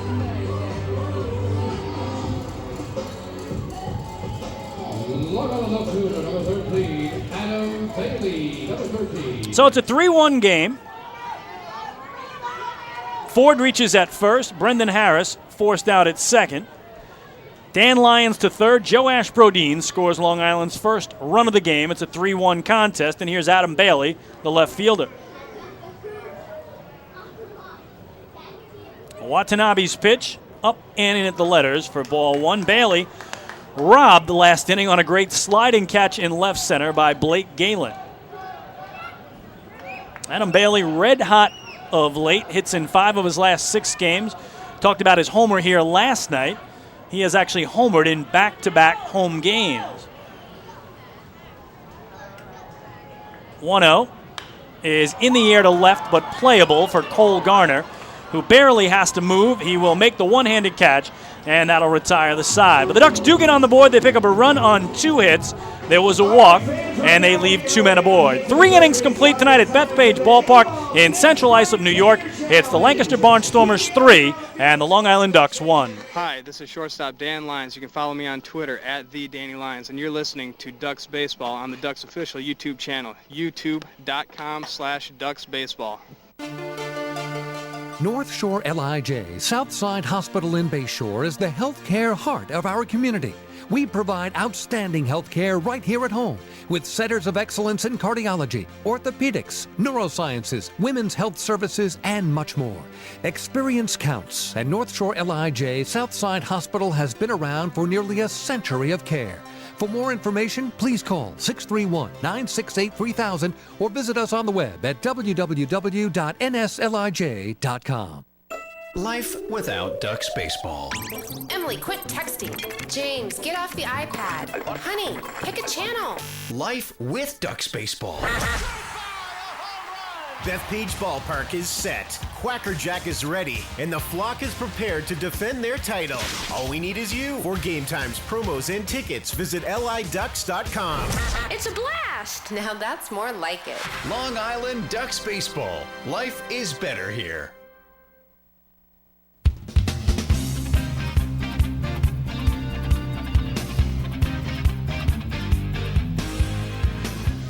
Three innings in the books tonight at Bethpage Ballpark. Barnstormers with a 3-1 lead over the Long Island Ducks. For Lancaster, 3 runs, 6 hits, no errors. For the Ducks, 1 run, 2 hits, and no errors. And fourth inning always means fourth inning trivia. We give you a question in the top of the inning and the answer in the bottom of the frame. And our question tonight concerns tomorrow night's starting pitcher for the Long Island Ducks. John Brownell will make his final start of another great season for Long Island. And if John Brownell can record 10 strikeouts tomorrow night, he will break the franchise record for strikeouts in a season. The question for you tonight, name the Ducks pitcher who holds the franchise record for most strikeouts in a single season. Again, with 10 tomorrow night, John Brownell would break the franchise record. We want to know whose record it is that he would be breaking tomorrow night if he can get 10 strikeouts in the game. He's got a bunch of franchise records out in front of him for tomorrow night, and we'll get to those when we answer the question. But the Ducks on the board. They trail by 2 as we start the 4th. And first pitch swinging here for the Lancaster Barnstormers is Gabe Jacobo. Grounds it to third where Brendan Harris throws him out. 1 pitch and 1 out for Jared Lansford and Long Island. A much better start than last inning when the first 4 batters all had base hits. Number 4, Lance Zawatsky. Number 4. So 1 away, and here's Lance Zawadsky, the shortstop, who has grounded out to second his only previous time up. He takes the first pitch for a strike, and it's 0-1. So again, we expect this to be the final outing of the season for Jared Lansford, who, again, in the offseason came to Kevin Baez and said he wanted to get out of the bullpen and become a starter, and he has put up great numbers as a starter. In fact, hasn't worked out of the pen all year, has 25 games under his belt. All 25 are starts. 1-1 to count, and now a ground ball pulled to second right at Cody Puckett. Down on a knee to take it and throw to first, and very quickly, 2 up and 2 down on a pair of ground ball outs. So much better start for Lansford, and now I think the former Duck Keith Castillo will really take his time here to buy his teammates a little bit of a blow in the dugout on the third base side.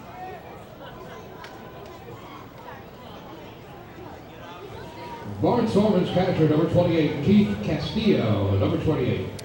Castillo singled and scored last inning when the Barnstormers put up a 2 spot. We talked about Keith beginning the season here on Long Island. Hit .216 for the Ducks, moved on to Southern Maryland very briefly, and then to Lancaster, where here he takes low and away for ball 1.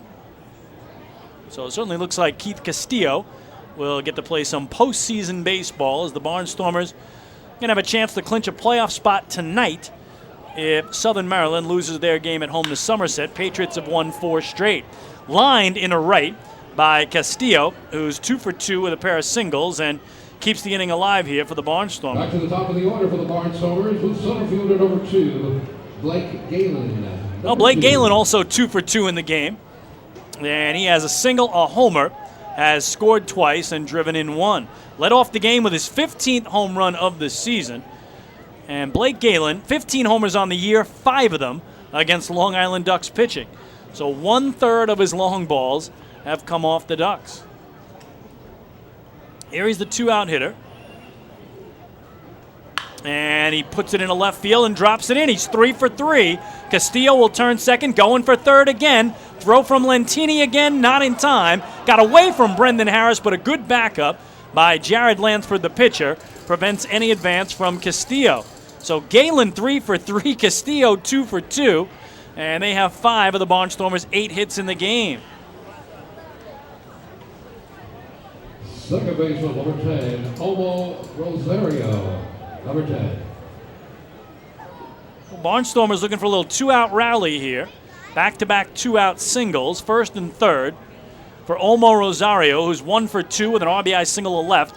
His last time up, he struck out swinging back in the first. Rosario now with hits in 5 of his last 6 games. So Lansford looked like he was going to have a quick 1-2-3 inning, but Castillo and Galen had other ideas, and here's ball 1 to Rosario.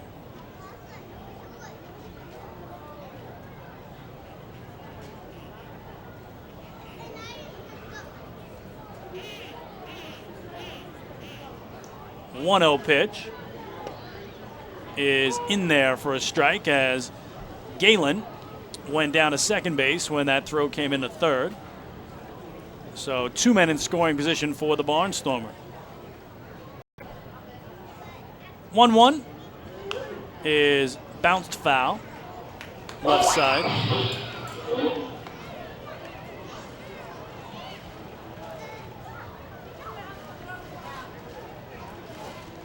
Get your beer. Get your beer here. Get your beer. Count 1 and 2 now on Rosario with second and third and 2 away. Bounces it up the middle. The shortstop Lyons cuts it off in front of first, throws across, and retires the side. No runs, 2 hits, 2 left.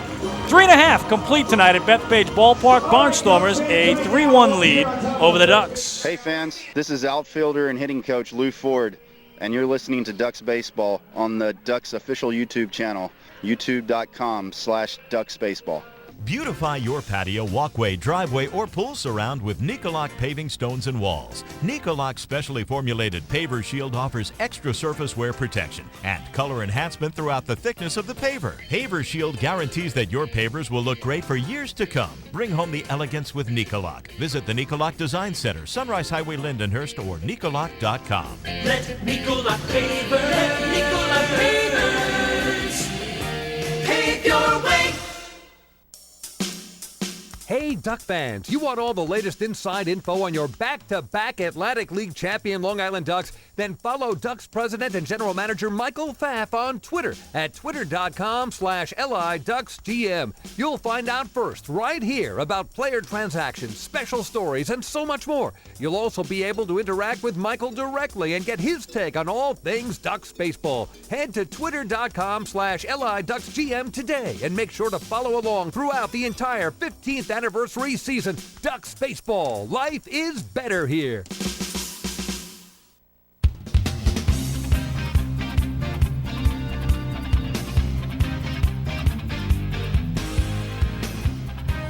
Ducks trail at 3-1 as we go to the last of the fourth, and time now to wrap up our fourth inning trivia. We told you about John Brownell's final start of the season. The right-hander here tomorrow night trying to set a franchise record. If he can strike out 10, it would be a new team record. We asked you who held the previous franchise record for strikeouts in a season. It was a bit of a trick question because John Brownell holds the record. A year ago, John Brownell struck out 133 batters on the season. If he can get 10 Ks tomorrow night, he'll go to 134 and break his own record. So we were just seeing if you were paying attention and knew that John Brownell was trying to break a record set by John Brownell last year when, of course, he did just about everything you can do. He was voted team MVP in the regular season, won the Atlantic League Championship with the Ducks, and was named Championship Series MVP as well. C.J. Rutherford to begin the home fourth. Ducks are down 2 here, and the righty Shunsuke Watanabe to deal. Up and away with ball 1. Rutherford, a strikeout victim swinging in his only previous at-bat back in the second. 1-0 to him. Thought about it, laid off it, up and away, 2-0. Rutherford 1 for 4 here last night with a single and a run scored. And hits in 5 of his last 7 games coming in. 2-0. Waited on it and then popped it up to the right side. The second baseman, Rosario, calls off his first baseman, Jacobo, to make the grab for the first out.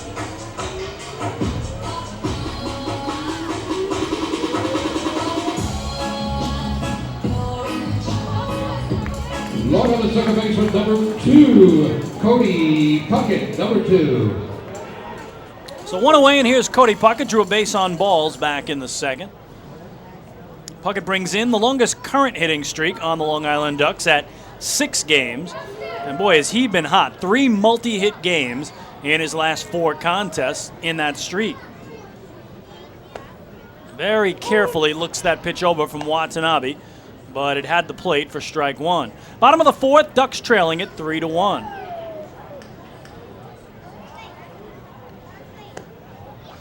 Missing low and in is the submarining righty, 1 ball and 1 strike.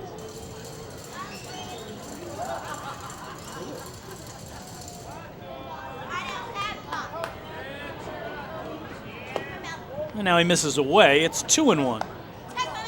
Ducks being out-hit in the game 8-2, and yet they trail by just 2 runs. Watanabe shaking off his catcher, Keith Castillo, once. And now the 2-1. outside, 3 balls and a strike. Well, Watanabe with walks in each of the last 2 innings after he had a 1-2-3 first on 3 ground ball outs. The Ducks with as many hits as walks, 2 in this contest. 3-1. They've got a piece. It's strike 2 and a full count now to Puckett. Cody Nice night last night, 2 for 4 with a pair of singles in the Barnstormers' 5-3 win. Their 6th straight victory over Long Island. Swept the Ducks in a 4-game series in Lancaster the last time Long Island visited there, and here Puckett chased one up and away out of the zone. Another strikeout for Watanabe, his 3rd of the night, and out number 2 here in the home 4th.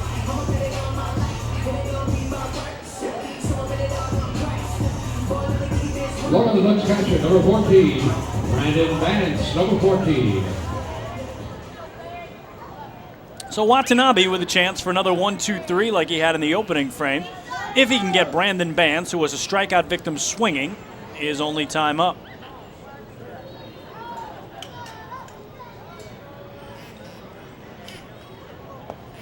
Takes low and in for ball 1.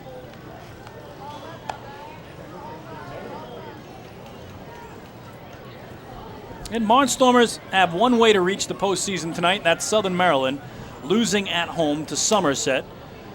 Or they can get it done on their own if they win 2 more games the rest of the way.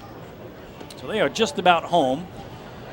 Going back to the postseason for the first time since they lost in the finals to the Ducks here 2 years ago on Dan Lyons' bunt heard round the island. The bunt in the bottom of the 9th to bring home the championship-winning run as number 99, Matt Esquivel, came charging home from 3rd. Anybody that was here will never forget it. I'm sure the Barnstormers won't either. We'll talk to a lot of people as here it's ball 3 and they count 3-0 to Brandon Vance throughout baseball, who couldn't think of a single time in Major League history or any minor league baseball where the championship run was brought home on a bunt, walk-off style in the bottom of the 9th of the deciding game of the series. Dan Lyons shocked the world.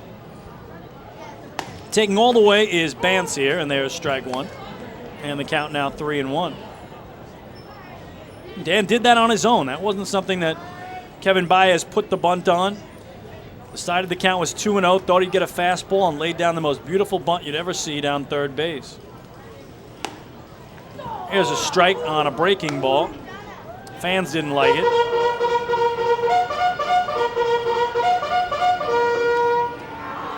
And the count full to Brandon Vance. Just the side of that ball going up the 3rd base line, fair, hugging the grass, and Esquivel coming down the 3rd base line with a championship-winning run. Seared into my memory. 2-out payoff here is foul back to the netting, and we'll do it again.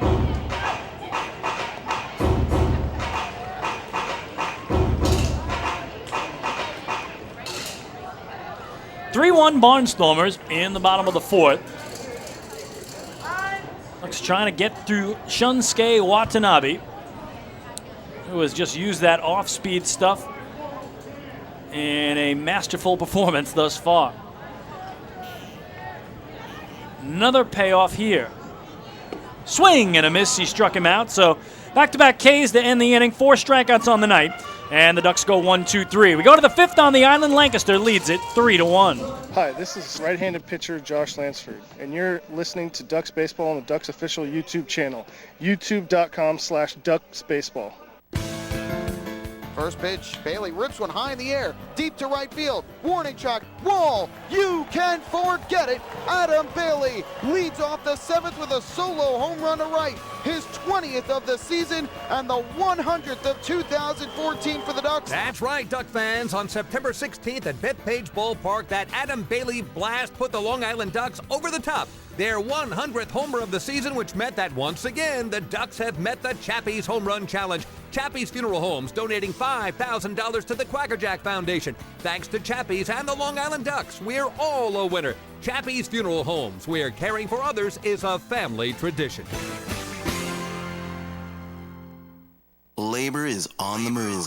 PEF. They are the Public Employees Federation. They know it's time for workers to unite, to speak out, to demand government accountability for the way public services are delivered. They provide healthcare services, mental health services, and services to the developmentally disabled. They're the Public Employees Federation. PEF, the problem-solving union. PEF is the union that cares for the community. Learn more at pef.org. PEF, labor on the move.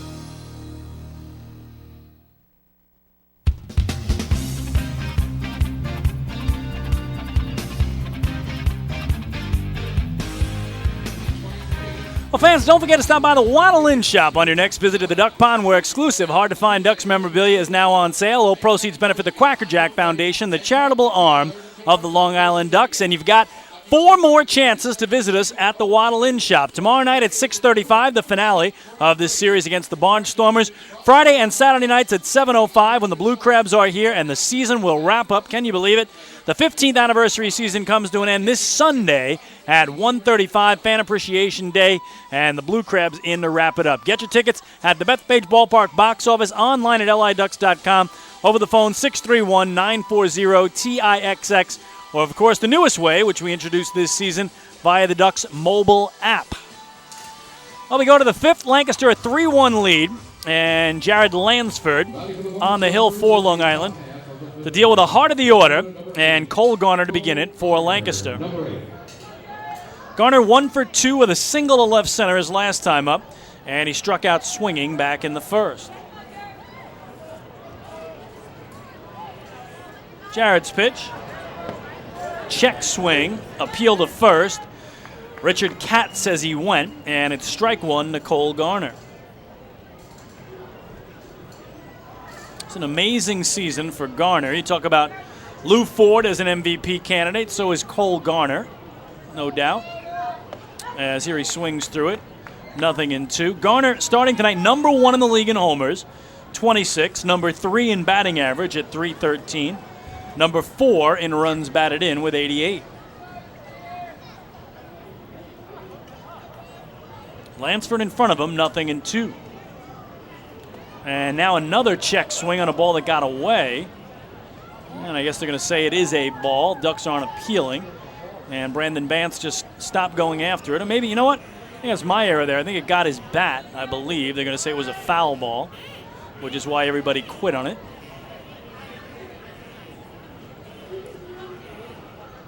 And the count remains nothing in 2. Popped up foul high on the first base side out of play. Garner leads the league in total bases with 284 coming in, tack on another tonight. And leads the league in extra base hits with 67. Leads the league in slugging percentage as well. You can really make a good head-to-head case between he and Lou Ford. Barnstormer fans are going to tell you the MVP is Cole Garner. Duck fans are going to tell you it's Lou Ford. And some other guys will get consideration as well, but boy, some outstanding seasons for these two guys going head-to-head here tonight.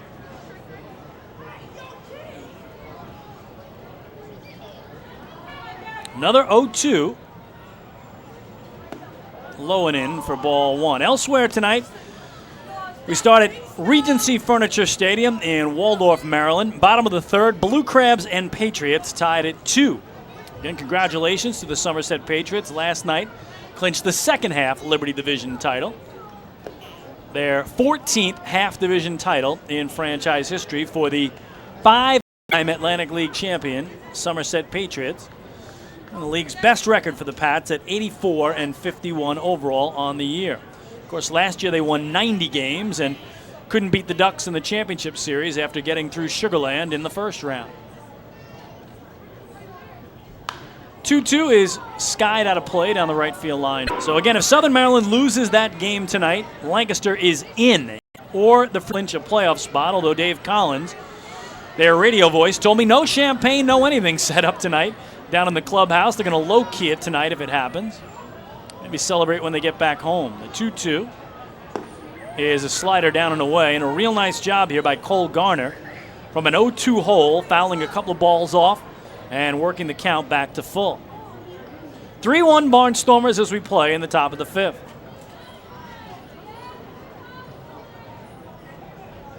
And that low and outside, he has worked out a walk, the first of the night for Jared Lansford. What a job by Garner.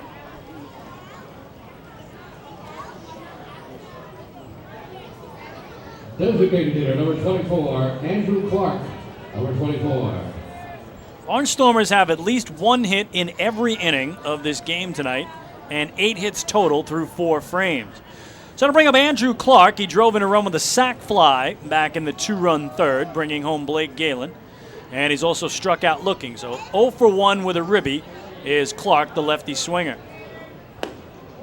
Down and away, misses Lansford. 1-0.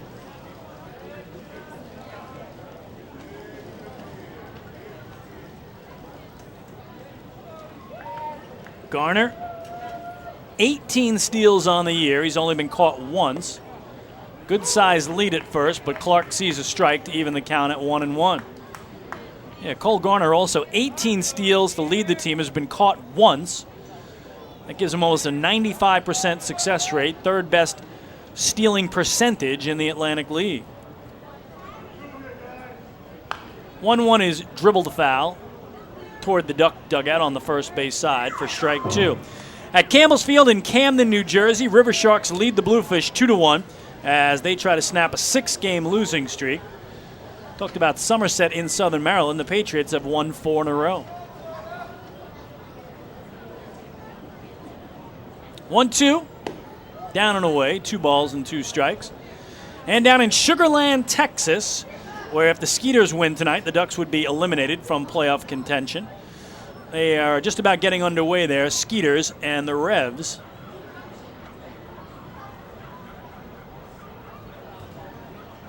Up and away in the count full. York has won 3 straight games. So let's see what Butch Hobson does here with Cole Garner. Has great speed. Will he put him in motion here on a payoff pitch with nobody out? I think he might. He does not go, and Clark pops it up. Foul territory, third base. So 1 away, and here is Brett Carroll, who has struck out twice, both times swinging. Last night, he was 1 for 3 with a single to walk, scored twice, but also struck out twice in that game. Carroll brought in a 6-game hitting streak that he's yet to extend.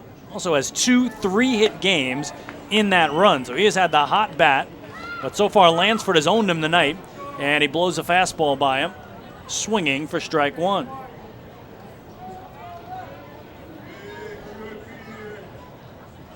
(3-1) Barnstormers in the top of the 5th.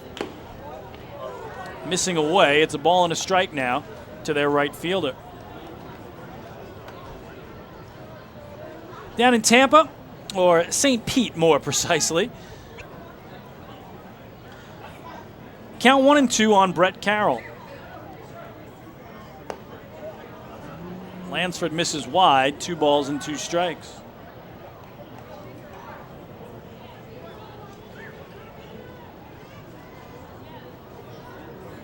Jared unofficially at 89 pitches here in the 5th. Garner bluffed the run, did not go, and a swing and a miss by Carroll, who has the hat trick. 3 strikeouts in his 3 at-bats, make it 6 strikeouts for Lansford, 2 away. By Jared Lansford puts another K on the Cradle of Aviation K board in section 205. Third baseman number 30, Wilson Bautista, number 30. Jared's season high for strikeouts was 9 when he sat down 9 River Sharks in Camden on strikes back on July the 30th.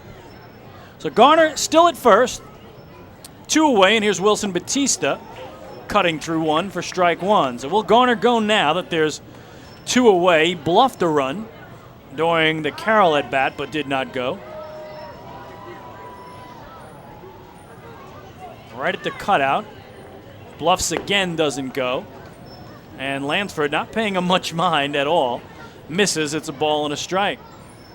So I think at some point Garner's going to say, if they're not going to pay any attention to me, I got to take off here. Put himself in scoring position. Short of the cutout, does not go. Check swing on a ball down in the dirt. They appeal. Frank Leparek, the third base umpire, out near second, says he held up. And it's 2 balls and a strike now on Wilson Batista. Batista brought in a 4-game hitting streak, had hits in 6 of his last 7.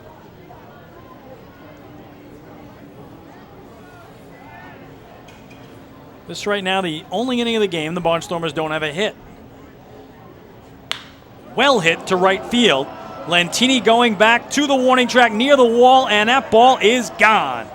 A 2-run homer to right for Wilson Batista, his 8th of the season, and that makes it 5-1 Barnstormers. Gets the low 5 from Butch Hobson, so just when Jared Lansford looked like he was going to get through an inning without surrendering a hit, he surrenders a homer.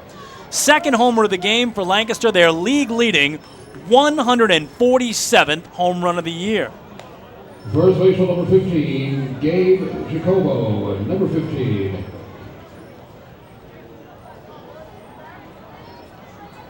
So for Wilson Batista, RBIs 39 and 40 on the season. And it's Lancaster's largest lead of the night at 5-1. Here's Gabe Jacobo with strike 1 on him swinging. So Batista's first hit of the night is a 2-run homer. Only you, Teddy, only you. He's got like a broken arm here. 0-1 is low and away. 1 ball and 1 strike. And again, Jared Lansford has tied his season high here for earned runs against in an outing. 5. Gets a strike. It's 1-2. Barnstormers scored 5 earned runs against them in Lancaster on May 27th in an 11-3 Lancaster win. Well, they put another 5 on him here. He's up over 100 pitches on the night. 1-2. Low and away. 2 balls and 2 strikes. And Lancaster again with hits in all 5 innings. Runs in 3 of the 5 frames. Out hitting Long Island 9-2. And their lead is now 4.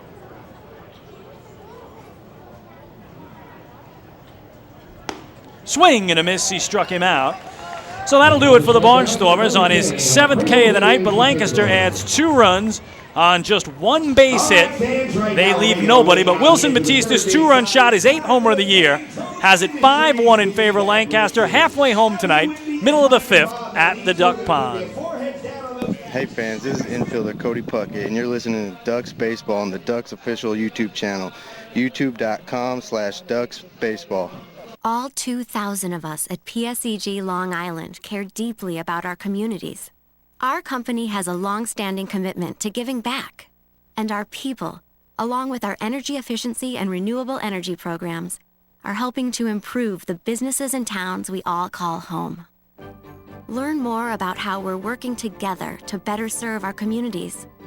Visit us at psegliny.com/community. Take your group out to the ball game this season and enjoy all the fun of Ducks baseball at discounted prices with the Hebrew National Picnic Area, luxury suites, the Smokin' Owls party deck, and so much more. Bringing your group to the game will be an unforgettable experience. The Ducks even offer opportunities to sing the national anthem, serve as a color guard, be the Nickalock Dream Team, put on a pregame performance, display your group's artwork, or shag fly balls during Ducks batting practice. To book your outing today, call 631-940-3825 and ask for the group sales department. Long Island Ducks Baseball. Life is better here.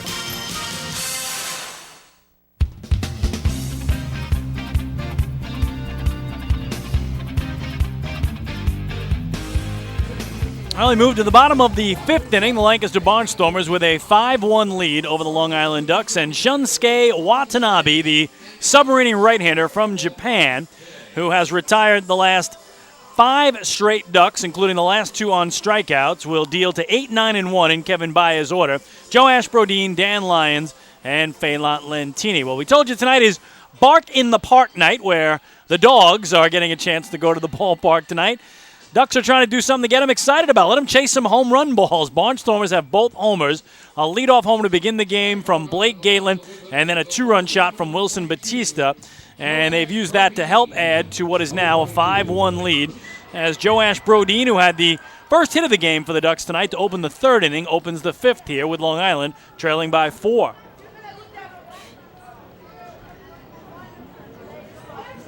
Watanabe's pitch on the inside corner. 0-1 on Brodeen, who singled and scored the only run of the game for Long Island. Back in the third, he came home on a Lou Ford fielder's choice.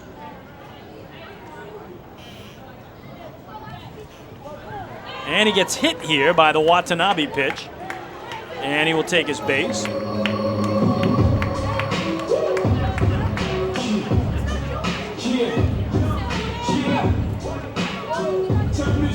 Look at the shortstop, number 12, Dan Lyons, number 12.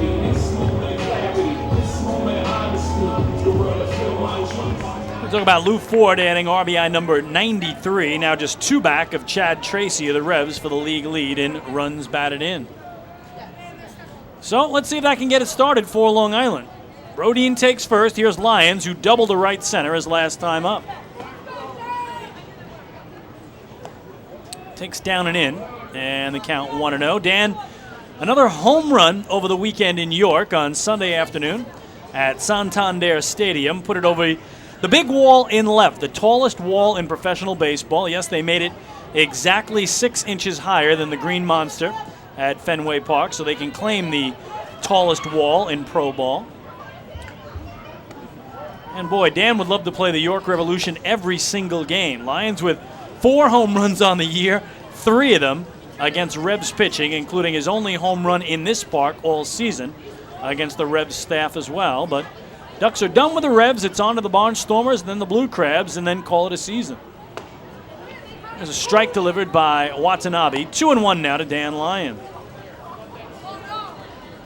Lyons with a double tonight and now hits in 6 of his last 8 games. Brodeen to the cutout at first. Jacobo holds him on.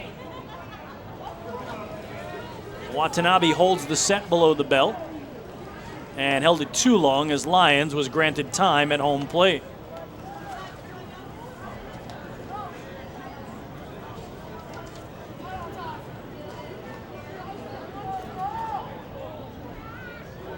"5-1 Barnstormers in the home fifth.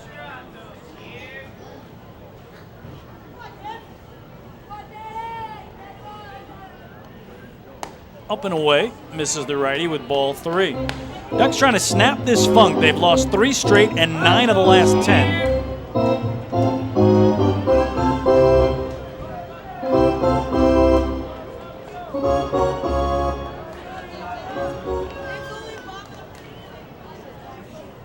And now a 3-1 pitch.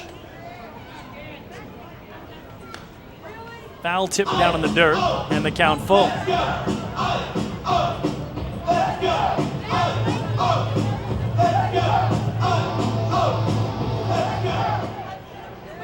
Just crazy this season that the 2 longest winning streaks of the year for the Ducks have been followed immediately by long losing streaks. It's just so hard to figure out. Payoff pitch with a runner going is ball 4, and the third walk of the game for Watanabe, another Municipal Credit Union walk with a purpose. Every time a Ducks batter walks, the Quackerjack Foundation wins. So first 2 men reach, just like Brodeen and Lyons did back in the third, to open that frame.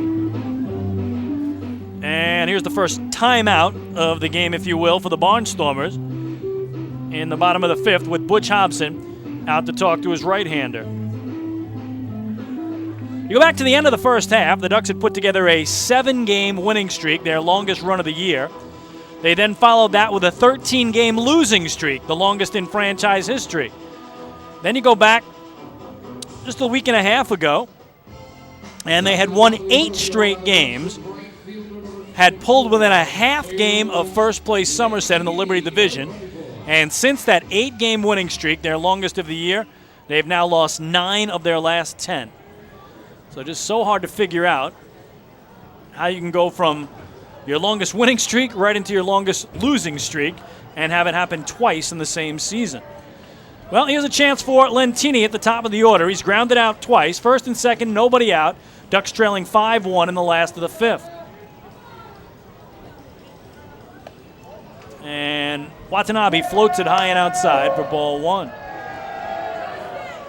Lentini hits in 3 of his last 4 games, including 4 doubles in his last 6 contests.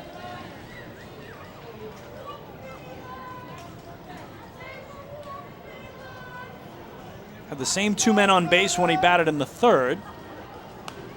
And here he fouls it back over the screen. Back in the third inning, he had Lyons and Brodin at second and third, respectively, and grounded out the third. He's grounded out the second and grounded out the third. Lentini, 0-for-2.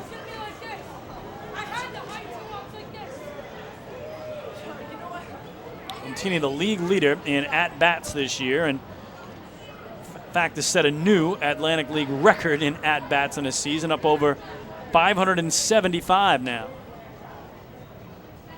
Actually, this will be 575 if this is an at-bat. Runners go, and he hits it to first, off the chest of Jacobo, who will take it there. So Kevin Baez, little hit and run, but Lentini, for the third time tonight, grounds out, although both runners who were in motion move along, and now they're both in scoring position. Look on the third base on number 25, Brendan Harris, number 25. So Brodin the third, Lyons to second. And now can Brendan Harris get him home on a base hit that would cut the lead in half? He has grounded the third and drawn a walk.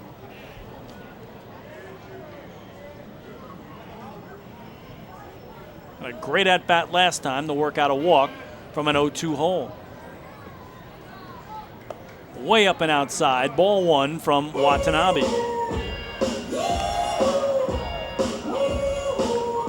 Told you that Lansford was up over 100 pitches. Watanabe unofficially at 80 here in the fifth.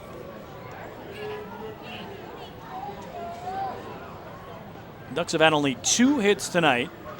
Brodin and Lyons back in the third.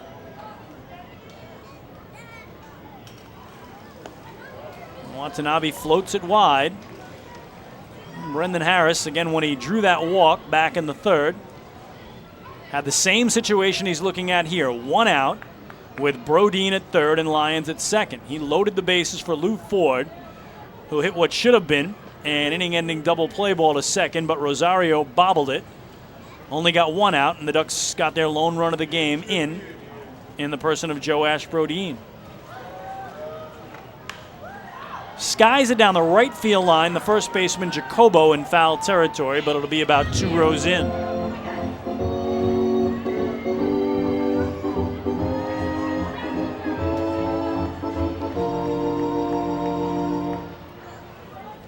Bottom of the fifth, Barnstormers with a 5-1 lead. Ducks with a great opportunity here, though, to slice into it.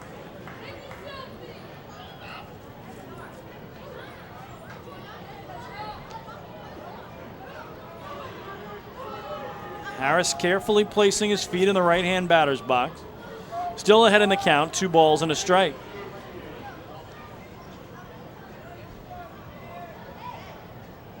Watanabe set below the belt, a check of third. And then the pitch. Another slap foul high, first base side, and a count 2-2.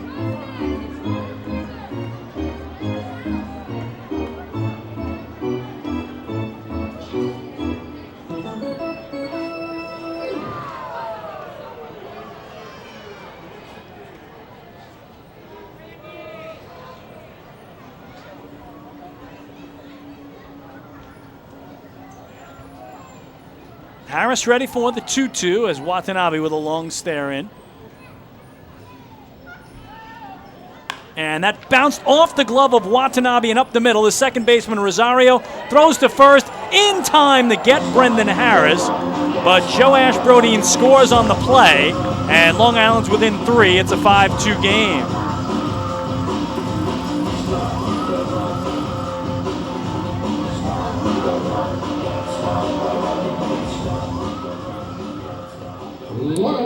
So Brendan Harris, RBI number 50 on the season for the third baseman.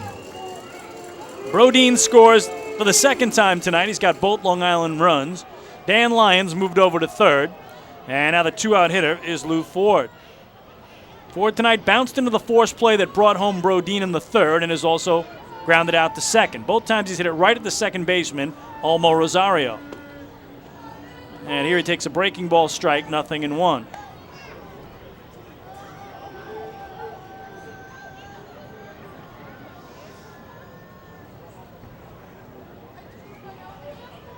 "5-2 is the score in favor of the visitors. 0-1 is a little tapper foul, third base side. It's 0-2. Boy, is Lou Ford loved playing Lancaster this year. He is batting .444 against Barnstormers pitching, including 3 home runs, 23 runs batted in, now make it 24 in the 19 games against the Stormers. And Lou Ford could become the first player in Atlantic League history to play all 140 games of the regular season. No one's ever done that. Tonight is game number 136 for the Ducks, and Lou Ford has played every one of them for Long Island. Just incredible. And put up amazing numbers all year long. He's down in the count, 0-2. Watanabe's pitch popped up in a right field for Brett Carroll. Moving towards the line and now back. Stays with it and makes the catch to retire the side. So the Ducks have to settle for a run without a hit. There was a hit batter, a walk, and 1 man left. We go to the 6th. Barnstormers lead the Ducks. 5-2 is the score tonight in Central Islip. Hi, this is pitcher John Brownell, and you're listening to Ducks Baseball on the Ducks official YouTube channel, youtube.com/DucksBaseball. Hi, I'm former Major Leaguer John Franco. Growing up in Brooklyn, I dreamed of playing professional baseball. My dad, a city employee, worked hard so I could live out that dream. The team at MCU is a lot like my dad.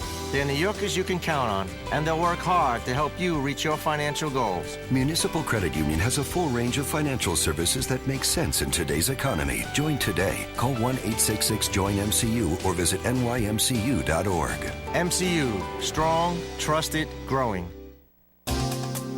Hey, Ducks fans, the official hotel of the Long Island Ducks is the Upsky Long Island Hotel in Hauppauge. It's centrally located on the north shore of Long Island and offers a home away from home for both business and leisure guests. The Upsky Long Island Hotel features an indoor pool, 24-hour business center, a fitness center, and complimentary Wi-Fi in all guest rooms. Enjoy the contemporary American cuisine at the Fountain Grill restaurant or grab a quick bite to eat at Cafe Pronto. Best of all, it's only minutes from Bethpage Ballpark. The Upsky Long Island Hotel, the official hotel of the Long Island Ducks. Call 231-1100 today. That's 631-231-1100. Hey fans, this is outfielder and hitting coach Lou Ford, and you're listening to Ducks Baseball on the Ducks official YouTube channel, youtube.com/DucksBaseball. Life without Ducks Baseball. Emily, quit texting. James, get off the iPad. Honey, pick a channel. Life with Ducks Baseball. Bethpage Ballpark is set, Quacker Jack is ready, and the flock is prepared to defend their title. All we need is you. For game times, promos, and tickets, visit liducks.com. It's a blast. Now that's more like it. Long Island Ducks Baseball. Life is better here. Well, we go to the top of the 6th inning. New pitcher in for the Long Island Ducks. He is the left-hander Eric Neeson, and Lance Zawadski first to face him. And a swing and a miss, and the count 0-1 on Zawadski. 0 for 2 tonight. Twice has pulled the ball on the ground right at the second baseman, Cody Puckett. So Jared Lansford is done. We'll give you his final line in a minute here. Good fastball from Eric Neeson. Blew it by Zawadski, and the count quickly 0-2. We start the 6th inning with Lancaster leading the game by the score of 5-2. Neeson shaking off Brandon Bance here. And now nodding in agreement. The 0-2 pitch. Skied foul up on the third base side, and the count holds. So in what was most likely the final appearance of the season for Jared Lansford, he goes just 5 innings. As we mentioned, tied his season high by giving up 5 earned runs against. Hadn't had that happen since May 27th in Lancaster. Low and outside for ball one. Jared was 4-1 in his last 6 starts coming in. But he can lose it, he cannot win it. 1-2 pitch. Wave through. Boy, Zawadzki just chasing that one, flailing at it. One away. On the Cradle APHK board in section 205. Eric Neeson, the 29-year-old lefty from Muskegon, Michigan, stands 6 foot tall, 185 pounds. First appearance of this series. So here he'll deal with his former battery mate, Keith Castillo, who has had a nice night tonight for the Barnstormers. 2 for 2 with a pair of singles and a run scored.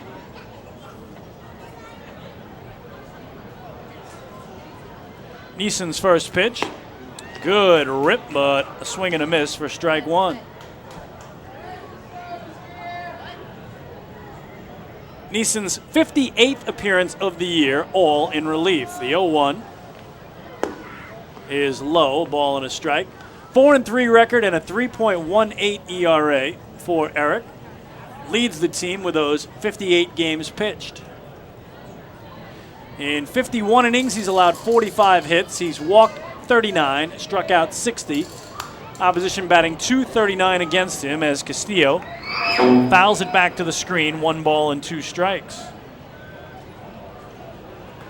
Neeson has won back-to-back championships with the Long Island Ducks. 1-2. Swing and a miss. He struck him out. So Eric bringing the heat out of the bullpen. And it's 2 outs on swinging strikeouts of Zawadzki and Castillo. Back to the top of the order for the Barnstormers with center fielder number 2, Blake Galen, number 2. Well, Ducks pitching has now recorded 3 straight strikeouts as Lansford's final batter was Gabe Jacobo, who he struck out swinging. And now Neeson fans Zawadzki and Castillo. Back to the top of the order for Blake Galen, 3 for 3 tonight. 2 singles, a homer, a run scored. Check it, 2 runs scored and 1 driven in. Strike 1 in a lefty-lefty matchup. And now ball 1 ball and 1 strike. Boy, what a night Galen has had to add to an amazing season. And he has hit the Ducks well all year. Came in batting .382 against Long Island pitching. And now has 5 home runs against the Ducks staff. Boy, Neeson is just in a groove here and going right after these hitters. A chance to strike out the side now as Galen calls time at a ball and 2 strikes. Here's the pitch. Just missing away. 2 balls and 2 strikes. Eric trying to make very quick work here of this Lancaster squad. 2-2. Up and in, and he's run the count full. Galen came in just 1 for 16 in his last 4 games, but he was finding a way on with walks to keep alive what is now a 32-game on-base streak. The payoff pitch. Swing and a miss. He struck him out. So Eric Neeson, a 1-2-3 60, strikes out the side. We go to the bottom of the 6th. Barnstormers have a 5-2 lead. Hey, this is pitcher Eric Neeson, and you're listening to Ducks Baseball on the Ducks official YouTube channel, youtube.com/DucksBaseball. Few places on Earth offer the charm and excitement of Fire Island. At Fire Island Ferries, located conveniently at 99 Maple Avenue in Bay Shore, they offer convenient travel to Fire Island 7 days a week. Fire Island is quickly becoming a top destination for families of all ages. Experience the informal, carefree communities, the dazzling night scene, enjoy fine dining, or climb to the top of one of the tallest lighthouses in the United States. But there's only one way to get there, by calling Fire Island Ferries at 631-665-3600 today. For fare and scheduling information, please visit fireislandferries.com. Bring your birthday to the ballpark this season and celebrate with the Flock. Kona Ice birthday party packages with the Long Island Ducks are now available for the 2014 season. Each package includes 10 box seats, a commemorative birthday t-shirt and autographed baseball, a pizza and Kona Ice party in the Hebrew National Picnic area, and so much more. Best of all, the birthday child will stand on the dugout while the entire crowd sings happy birthday. Reserve your party today by calling 631-940-3825 and ask for the group sales department. Kona Ice birthday parties with the Long Island Ducks, a once-in-a-lifetime experience. Hey fans, this is outfielder and hitting coach Lou Ford, and you're listening to Ducks Baseball on the Ducks official YouTube channel, youtube.com/DucksBaseball. Life without Ducks Baseball. Emily, quit texting. James, get off the iPad. Honey, pick a channel. Life with Ducks Baseball. Bethpage Ballpark is set, Quacker Jack is ready, and the flock is prepared to defend their title. All we need is you. For game times, promos, and tickets, visit liducks.com. It's a blast. Now that's more like it. Long Island Ducks Baseball. Life is better here.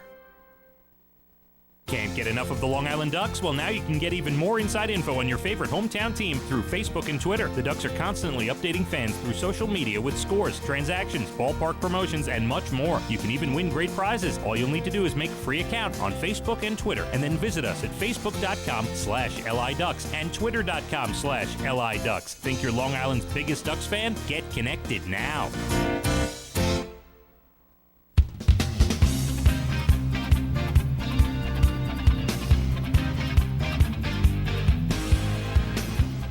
Well, we go to the bottom of the sixth inning. Barnstormers with a 5-2 lead and a new pitcher for Lancaster as the 30-year-old left-hander from Norco, California.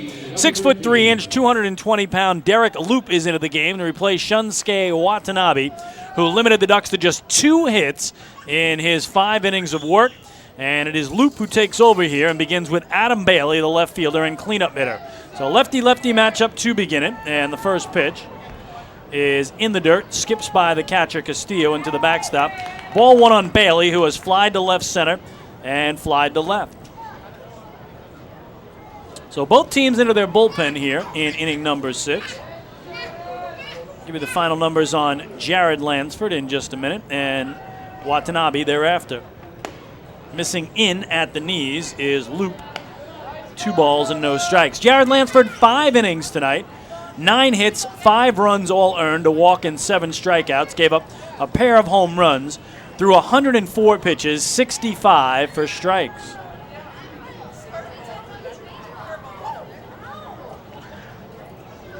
Bailey in front, 2-0 on Loop. And now he misses away. It's 3-0. Loop's first appearance of this series as well.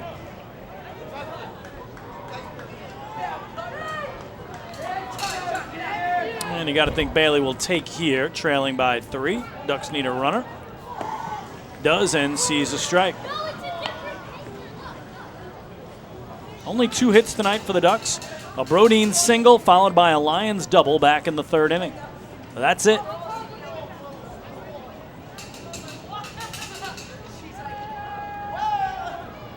(3-1). Pulled foul. And the count full.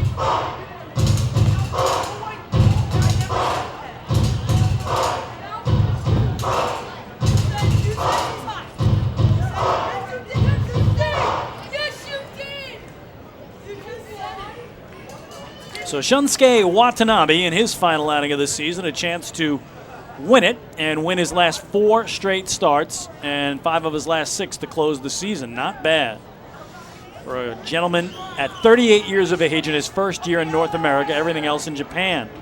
3-2 is a swing and a miss here. Dropped by Castillo, who tags him to get the out, and there's 1 away.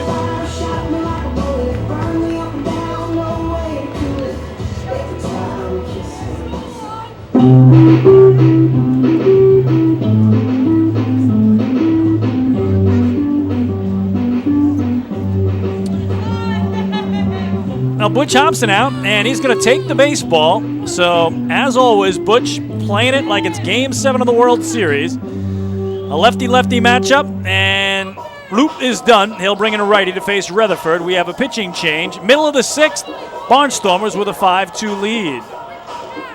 Hi, this is manager Kevin Baez, and you're listening to Ducks Baseball on the Ducks official YouTube channel, youtube.com/DucksBaseball. It's your money, and you have the power to save it. Make a few simple changes, and you can use less electricity and save real money. By installing Energy Star light bulbs and products for your home, you can save hundreds of dollars each year. At PSEG Long Island, we're working hard to serve you in the way you deserve. Check out our energy-saving tips and tools at pseglyny.com/save money. Hey Ducks fans, stay up to date with Long Island's hometown team by visiting Quack of the Bat, the official blog of the Long Island Ducks. Quack of the Bat will bring Ducks fans beyond the headlines with in-depth feature articles, breaking news stories, game previews, post-game wrap-ups, and so much more. Interact with the team during the entire 15th anniversary season through live chats with Ducks players and exclusive video clips. Check out the blog today at quackofthebat.wordpress.com. Quack of the Bat, the official blog of the Long Island Ducks. Life is better here.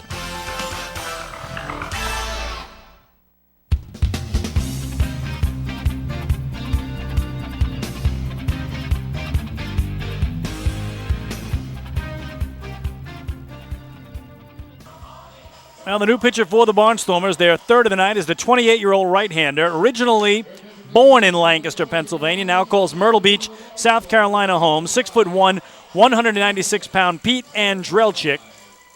So Andrelchik is in the game after Loop faced just one man, Adam Bailey, and struck him out swinging. And C.J. Rutherford, the first to face Andrelchik. CJ tonight has struck out swinging and popped to second. 5-2 Barnstormers, bottom of the sixth, one out, nobody on for Long Island. And Andrelchik makes his first appearance of the series. And starts out Rutherford with an outside strike. It's 0-1. So Andrelchik adds to his league-leading games total. As here he misses outside, a ball and a strike. This is the 68th game of the year for the hard-throwing right-hander. 4-8 record, 3.71 earned run average. Misses low and away with ball 2. In 89 2/3 innings, he's allowed 78 hits. He's walked 47, struck out 77. The opposition hitting .237 against Andrelchik. Foul tip down at the plate by Rutherford, and the count 2-2.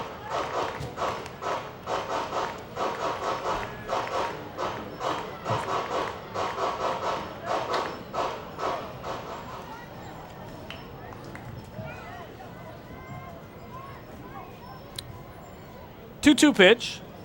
Swing and a miss. He struck him out, so Andrelchik has his first strikeout. 2 away.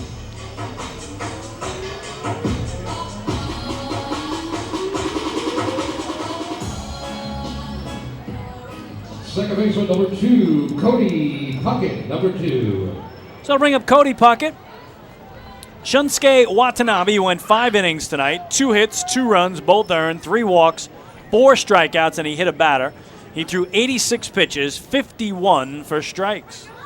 Stands to be the winner if the Ducks do not rally. And here a strike. To Cody Puckett, who's walked and struck out swinging. 0-1. Down and away. 1 ball and 1 strike.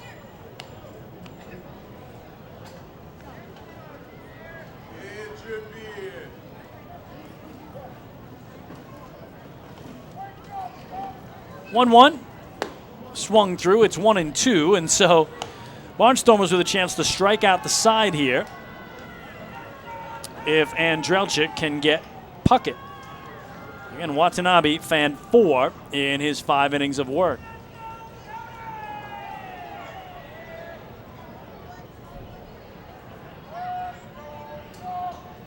One-two pitch. Right back to Andrelchik. He'll run towards first, underhanded over, and retire the side as the Ducks go in order. 6 complete tonight in CI. Lancaster 5, Long Island 2. Hi, this is pitcher Jared Lansford, and you're listening to Ducks Baseball on the Ducks official YouTube channel, youtube.com/DucksBaseball.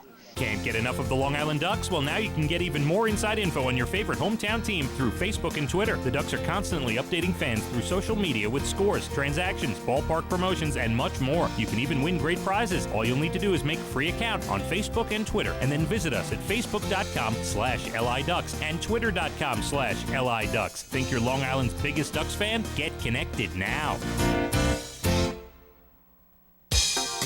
Hey Ducks fans, your recreation destination this year is The Rinks at Hidden Pond Park. The Rinks features 2 full-size ice rinks, a 97-acre summer day camp, a New York State licensed preschool academy, and a wide variety of birthday party options. Learn to skate, join one of many hockey leagues, swim in an Olympic-sized pool, and enjoy all the fun that The Rinks has to offer. Visit us today at 660 Terry Road in Hauppauge, or check us out online at therinks.com. The Rinks, your recreation destination. Hi, this is Bud Harrelson, and you're listening to Ducks Baseball on the Ducks official YouTube channel, youtube.com/DucksBaseball. Few places on earth offer the charm and excitement of Fire Island. At Fire Island Ferries, located conveniently at 99 Maple Avenue in Bay Shore, they offer convenient travel to Fire Island 7 days a week. Fire Island is quickly becoming a top destination for families of all ages. Experience the informal, carefree communities, the dazzling night scene, enjoy fine dining, or climb to the top of one of the tallest lighthouses in the United States. But there's only one way to get there, by calling Fire Island Ferries at 631-665-3600 today. For fare and scheduling information, please visit fireislandferries.com.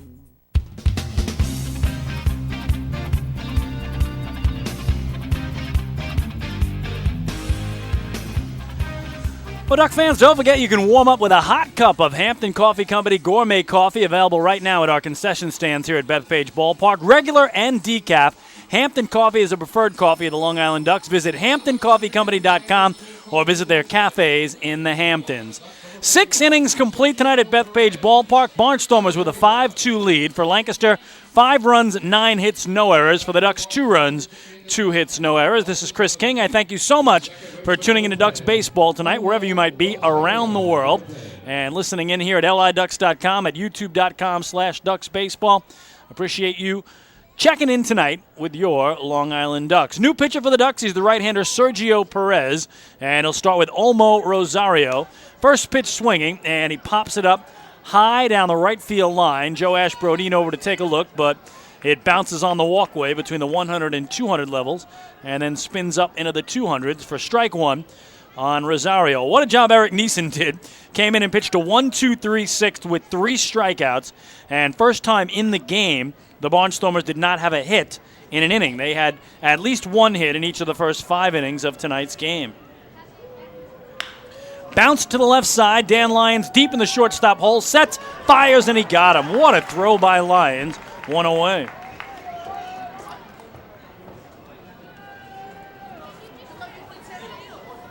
We'll bring up Cole Garner. 1 for 2 with a walk and a run scored. Left fielder number 8, Cole Garner, number 8. Sergio Perez for the Ducks makes his 20th appearance of the year. 1-1 record, 2.50 earned run average, 18 innings tossed, 17 hits allowed. Has walked 8 and struck out a dozen. Opposition batting .250 against the right-hander.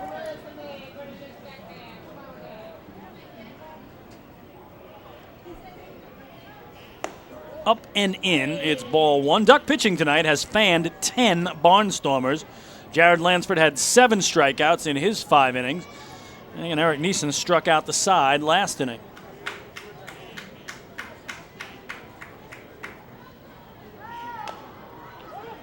Tap foul, I believe, off the foot of Garner. And the count 1 ball and 1 strike.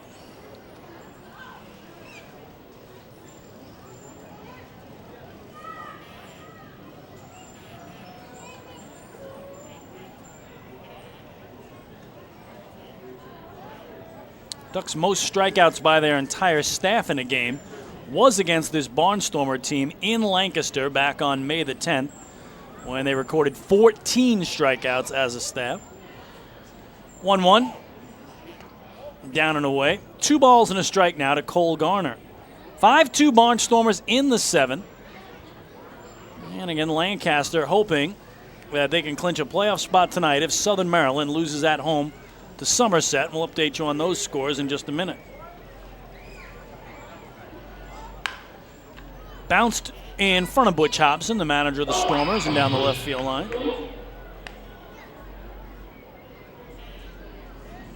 And the count 2-2. Well, Southern Maryland not helping out right now, the Barnstormers' cause, as they lead it 3-2 over the Patriots in the bottom of the 6th at Regency Furniture Stadium down in Waldorf, Maryland.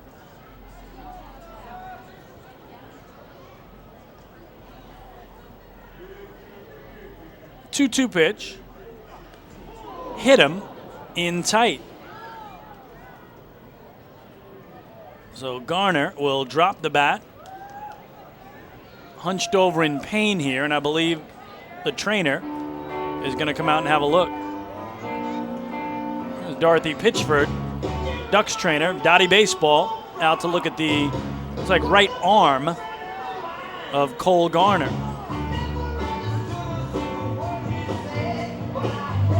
Elsewhere tonight down in Sugar Land, Texas, Skeeters break on top of the Rebs 1-0. They play in the top of the 4th. And it looks like Camden's 6-game losing streak is finally going to come to an end tonight.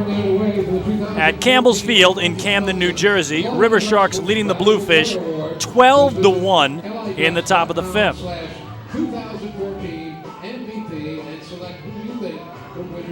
So Garner okay to stay in there and take his base. 1-on-1 out for Andrew Clark. 0 for 2 with a run batted in on a sac fly back in the 3rd that plated Blake Galen. Barnstormers designated hitter number 24, Andrew Clark, number 24. Again, we told you earlier, Garner can run 18 steals in 19 tries this season. So Joash Brodeen will hold him aboard at first as Clark looks for his first hit of the night. Clark now 0 for 10 in his last 4 games. Perez misses up and away with ball 1.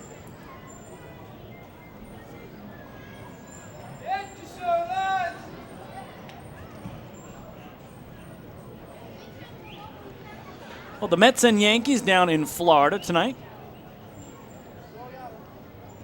Give you those scores in a second. The 1-0 here is a strike to even it up. Yankees now leading the Rays 2-1 in St. Pete in the top of the 6th inning.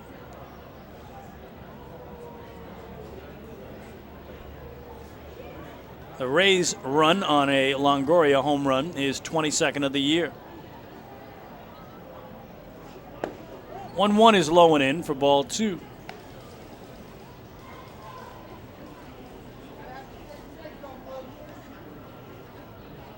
Marlins lead the Mets. The game is in Flushing, not Florida, so my error there. On the broadcaster, as I thought both teams are down in Florida. The Marlins are in Queens tonight at Citi Field, and they lead the Mets 3-2 in the middle of the 6th inning there, so apologize for that. Both the Mets and Yankees are playing teams from Florida, but only the Yankees are taking in the warmth. Another throw over here to bring Garner back a couple times.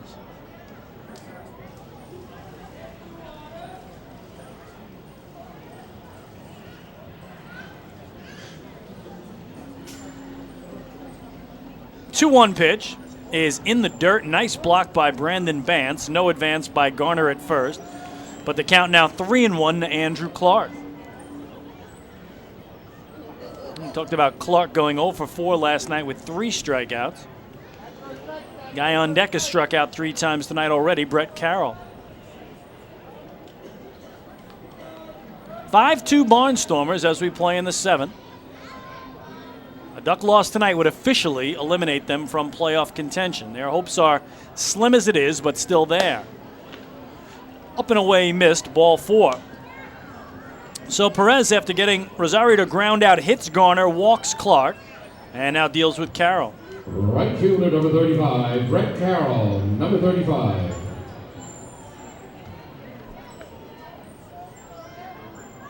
Carroll last night 2 strikeouts. Tonight 0 for 3 with 3 Ks.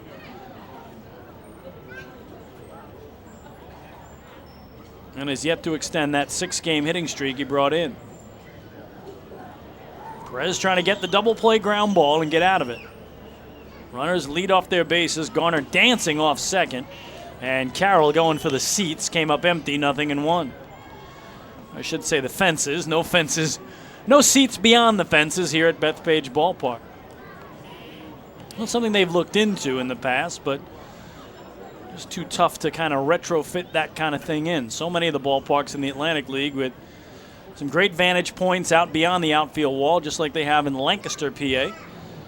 Barnstormers have a great big lawn area that runs from the pole in left to the batter's eye in center. And around that pole down by third as well. Swing and a miss here by Carroll. And he's at 0-2 and in danger of picking up the old golden sombrero, which, of course, is 4 strikeouts in the same game. No baseball player wants to wear that sombrero. Perez here shakes off Bance, then gets to what he wants. Check of second in the 0-2. Just got a piece of it and fouled it off to the on-deck circle where Wilson Batista gets loose. Barnstormers have out-hit the Ducks tonight 9-2. Last night, Ducks 7 hits and a 5-3 loss. Tonight, they trail 5-2. Another 0-2. And there it is. 4th strikeout of the game by Brett Carroll. He wears the hat tonight. And first K for Sergio Perez, 2 away. Strikeout by Sergio Perez puts another K on the Cradle Aviation K board. 11th strikeout of the game for Long Island pitching. Batista, number 30. Here's Wilson Batista, his last time up. A 2-run homer to right, his 8th of the season. That in the final inning work by Jared Lansford. And that is just amazing when you think about the Barnstormers with 147 homers now. Next closest team, the Ducks, with 147 more home runs than any other team in the league. Broke his bat and dribbled it to first. Joe Ashbrodeen will take it to the bag, and that will do it for the Barnstormers. No runs, no hits, a walk, a hit batsman, and 2 left. Time to stretch at Bethpage Ballpark in Central Islip, New York. Middle of the 7th inning. The Stormers lead the flock 5-2. Hey fans, this is outfielder Phelant Lentini, and you're listening to Ducks Baseball on the Ducks official YouTube channel, youtube.com/DucksBaseball. It's your money, and you have the power to save it. Make a few simple changes, and you can use less electricity and save real money. By installing Energy Star light bulbs and products for your home, you can save hundreds of dollars each year.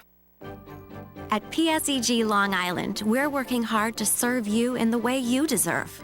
Check out our energy-saving tips and tools at psegliny.com/save money.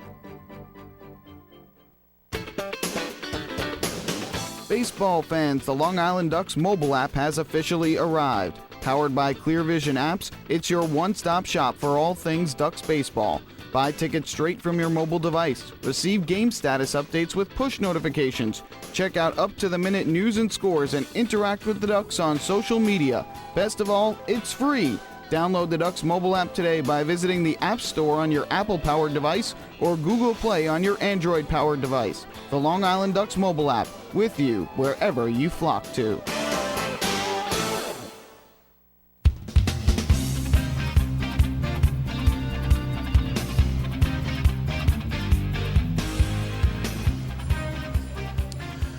Well, only 4 games remain in the regular season for the Long Island Ducks, and they're all here at home. Tomorrow night at 6:35, the finale of this series against the Barnstormers, with 2014 team photos going out to the first 1,500 fans. Then this weekend, Southern Maryland in for a Friday 7:05 game. It's Italian Heritage Night. Bracelets go out to the first 1,500. Saturday at 7 o'clock, the final Pyrotechnico fireworks extravaganza of the year. And they'll wrap up the 15th anniversary season Sunday at 1:35, Fan Appreciation Day. Tell you how you can get your tickets in just a second, as Brandon Bance is set to lead off the home 7th against righty Pete Andrelchik, who remains in there in relief for the Barnstormers. And he drops in strike 1 on the Ducks backstop, who's 0 for 2 with a pair of strikeouts. And boy, Andrelchik wasting no time at all going after Bance. Quickly, it's 0-2. Barnstormers pitching tonight with 7 strikeouts of their own. Or check that, 6. The Ducks with 11, so we've had 17 strikeouts in this game, as here it's ball 1 to Bance. And now ball 2, low and outside. 5-2 Barnstormers as we play the bottom of the 7th.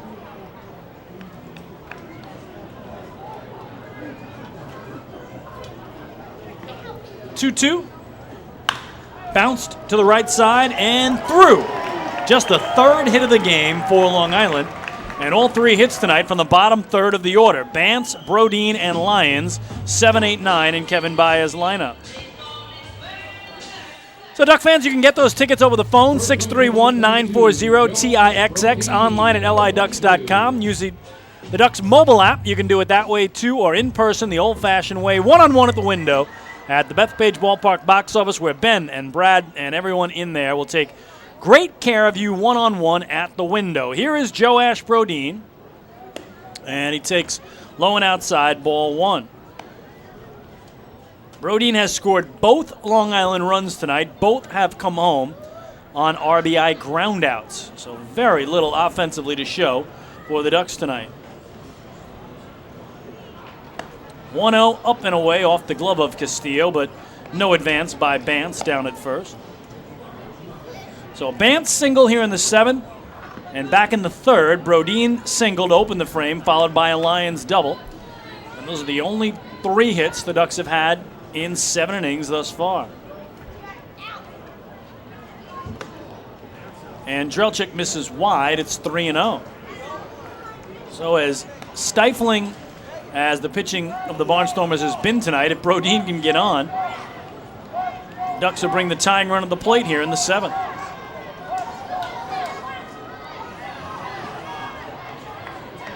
.30 is taken for a strike.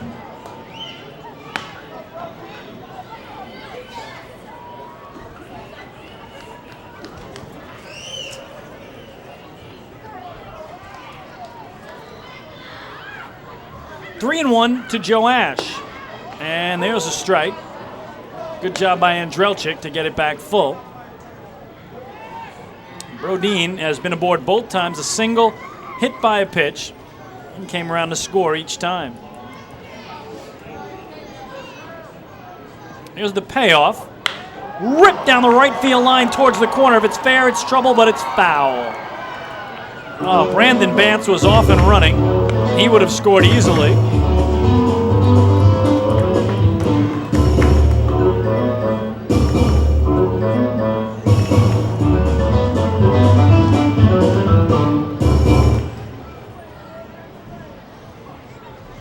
So Ducks that close to making it a 2-run game and bring the tying run at the plate, but Brodin just out in front of it. Another 3-2. We'll see if Bance goes this time. He does. And it's outside, ball 4.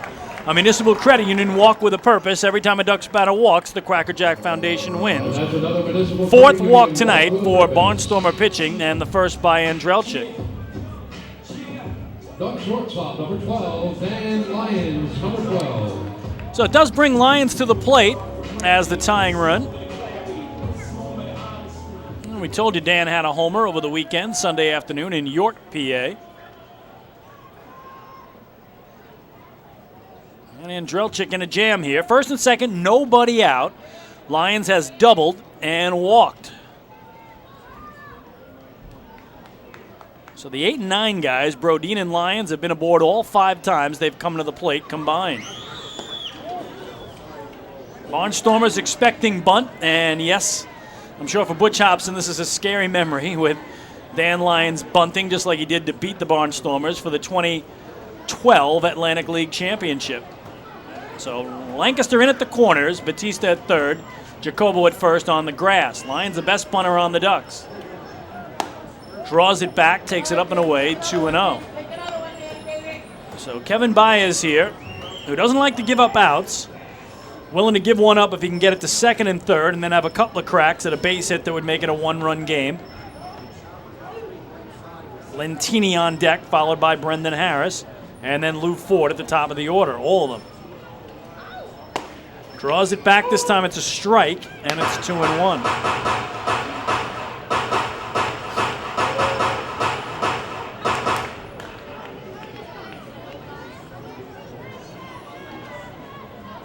Ken Lyons get it down and move 2 men into scoring position and then go back to the top of the order for Lentini on deck.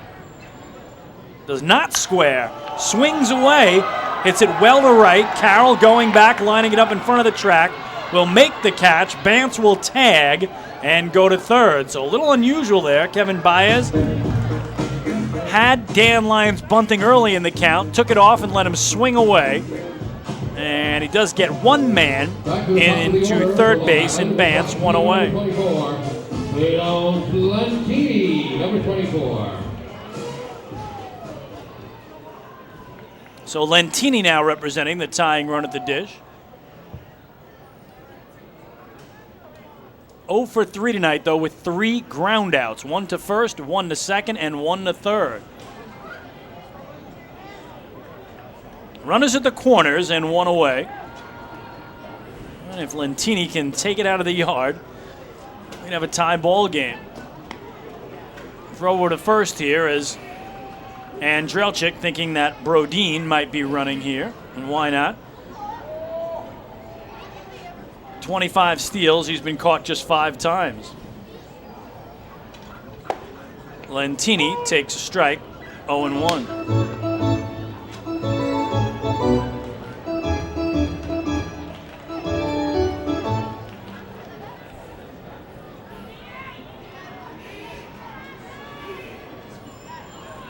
Andrelchik set. And then he misses wide, 1 ball and 1 strike. Looks have not had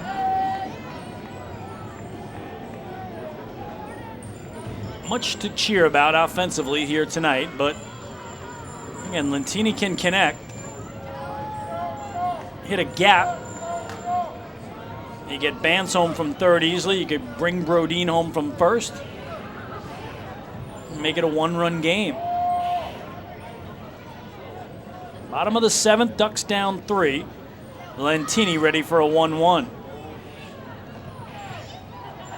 And Andrelchik very concerned with Brodin at first. If he takes off for second, would they throw down? I don't think they would, because Brandon Bance, the catcher at third, don't know that he would try to break for home. Chess match going on right now. He goes, pitches up and away. They do throw down. It skips off the glove of the second baseman, Rosario, but he does knock it down. Bance stayed at third, and Joash Brodin has his 26th stolen base of the year. So in effect, it's almost as if Dan Lyons got the bunt down, because you'd have had second and third with 1 out, and that's exactly where the Ducks are now.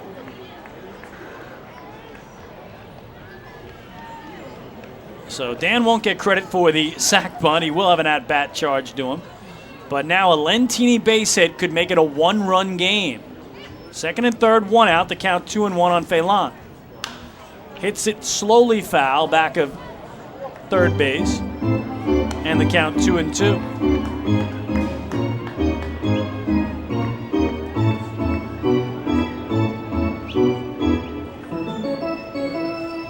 Lentini started the night batting .295, 8th best average in the league. He's dropped down to .293 with his 0 for 3 night thus far, but still a chance here with 1 hit to make it a 1-run game. And Drelchik comes set away from his letters. 2-2. Hit to short. Zawadzki thinks about home but goes to first. And for the 3rd time tonight, a ground out brings home a Long Island run. Scoring is Bance from third. They trail by 2. It's a 5-3 game. Long Island third baseman number 25, Brendan Harris, number 25. So Lentini grounds out for the 4th time tonight, but he does pick up RBI number 62 on the year. Bance scored from third. Brodin went to third. And here's Brendan Harris as the tying run at the plate.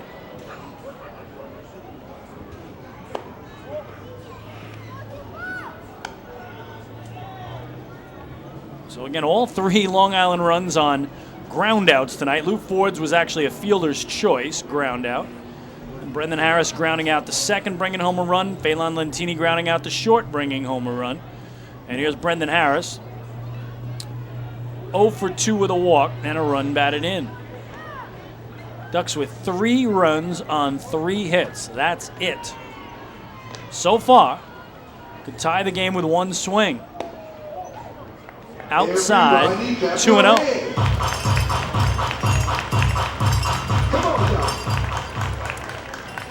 Brendan Harris's slump, though, has reached 1 for 18 now in his last 5 games. But boy, you forget about that if you take it out and tie this game at 5. 2 outs with Brody in at third. The 2-0 popped up behind home plate. The catcher Castillo will watch it reach the seats.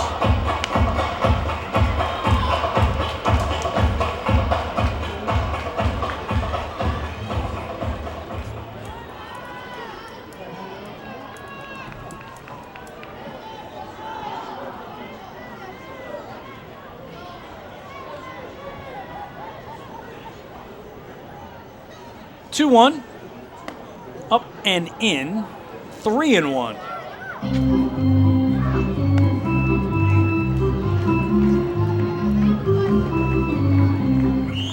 And Brendan Harris has hit Lancaster pitching well all year long. And can he get a big hit here at a hitter's count? 3 balls and a strike. Here's the pitch. And another foul ball.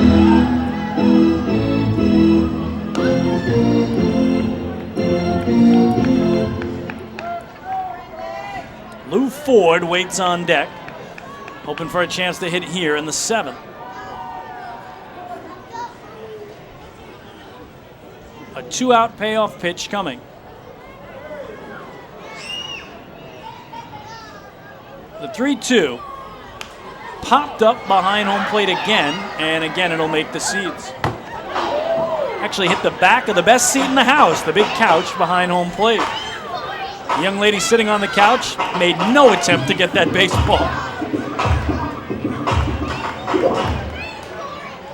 It's like she was terrified. So we'll do it again. Count remains 3-2 on Brendan Harris. Here's the payoff. Another foul ball.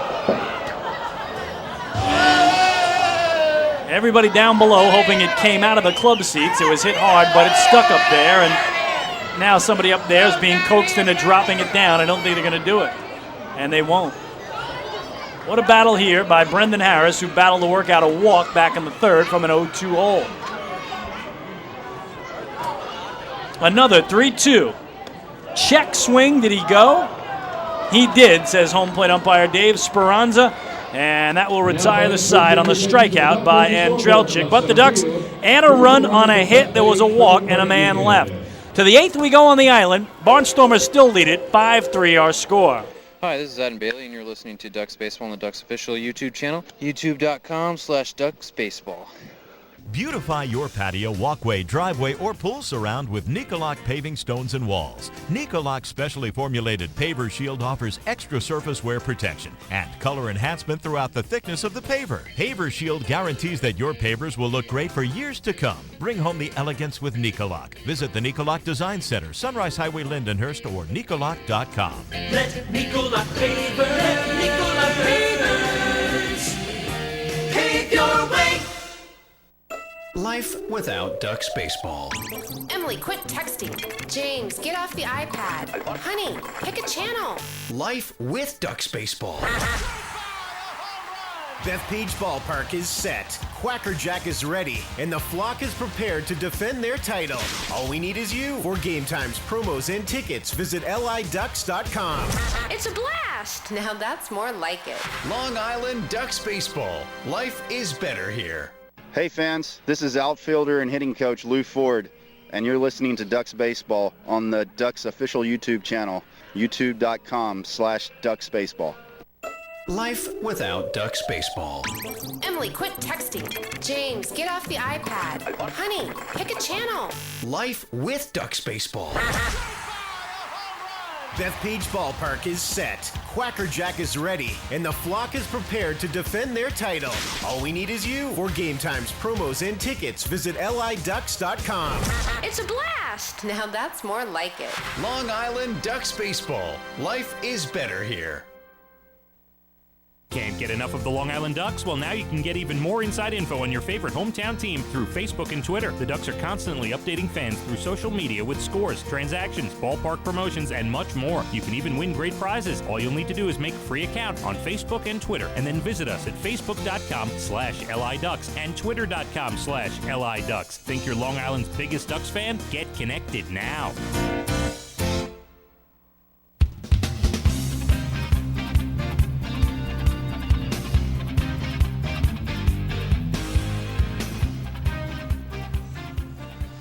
Well, we go to inning number 8 at the old Duck Pond. Barnstormers with a 5-3 lead. Fourth pitcher of the night is in for Long Island, and he is the 23-year-old left-hander from Tarpon Springs, Florida, 6'5", 165-pound Tommy Organ, to make his first appearance of this series. So Organ replaces Sergio Perez. We'll give you his line in a minute.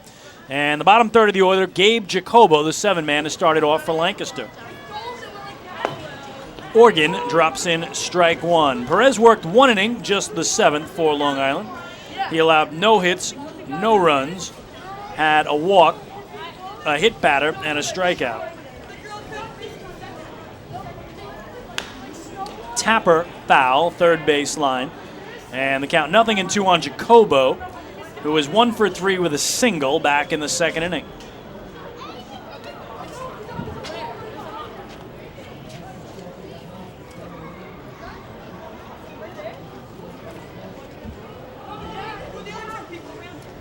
Five-3 Barnstormers as we play in the 8th.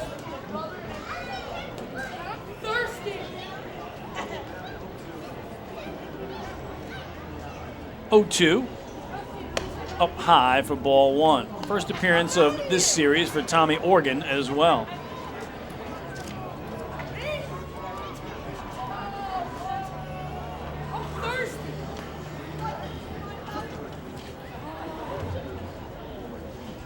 (1-2) is high, 2 balls and 2 strikes. Problem for the Ducks tonight, top of the order. Batters 1, 2, 3 in the order, 0 for 8 with runners in scoring position. Still a 2-run game, though, with 2 innings to go, at least. 2-2. Swing and a miss. He struck him out. First strikeout for Organ, 12th for Ducks pitching tonight. Puts a K on the Cradle Aviation keyboard. So all 4 Duck pitchers have at least 1 strikeout in the game. Barnstormer shortstop number 4, Lance Zawatsky, number 4. Bring up Lance Zawadsky. Tommy Organ's been great since joining the Ducks. 18th game tonight, all in relief, 0-1 record, but an outstanding 1.72 ERA. In 15 2/3 innings, he's allowed 11 hits. He's walked only 3 and struck out 15. So he is 5-1 strikeout to walk ratio, make it 16 Ks with 1 here tonight in Jacobo. And now he gets strike 1 on Zawadsky. Opposition batting just a $196 against the young left-hander.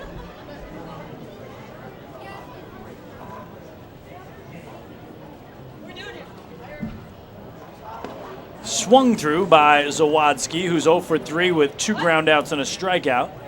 And Organ quickly in front, 0-2. Check the out-of-town scoreboard for you this inning in both the Atlantic Leagues and Major League Baseball.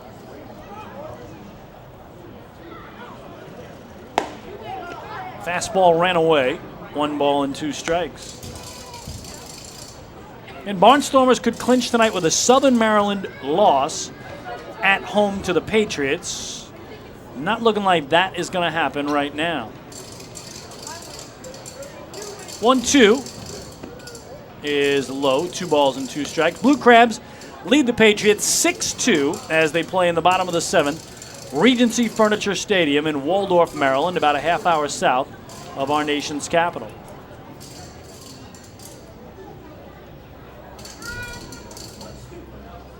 Tommy Organ set away from his letters. And a poke foul off the end of the bat down the left field line out of play. Again, River Sharks trying to snap a 6-game losing streak. They lead the Bluefish 12-1 in the top of the 7th at Campbell's Field in Camden, New Jersey. Just a mile from Philadelphia, Pennsylvania. Across the old Delaware River.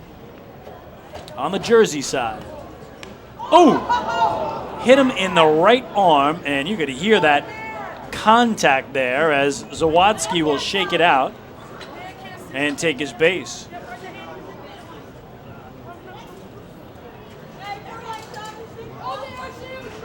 And now the trainer for the Barnstormers and their manager, Butch Hobson, both want to check on Zawadzki at first. From the sound of that, it just sounded so solid off what looks like his right elbow or forearm, maybe wrist. They're going to check him out down at first. Sugarland at home tonight to York. Skeeters a 3-0 lead as they play in the top of the 5th. Again, Ducks eliminated tonight if they lose this game or Sugarland wins their game. Long Island right now hanging on by a thread as they would have to win every game. Sugarland would have to lose every game for Long Island to get the second wild card spot.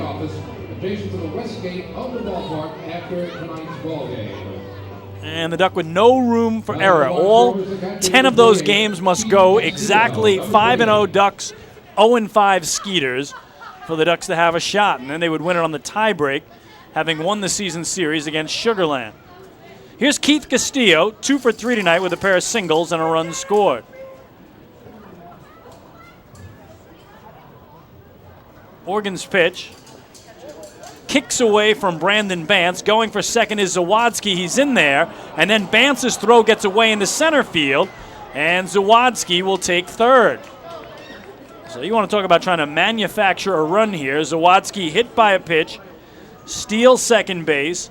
And on the throwing error by the catcher Brandon Bance takes third base.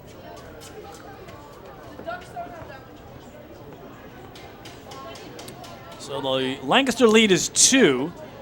And now a chance with a fly ball or a base hit to put it back to 3. Ducks bring the infield in here with a man at third and 1 away. And Keith Castillo ahead in the count, 1-0. Oregon an exhale on the pitch.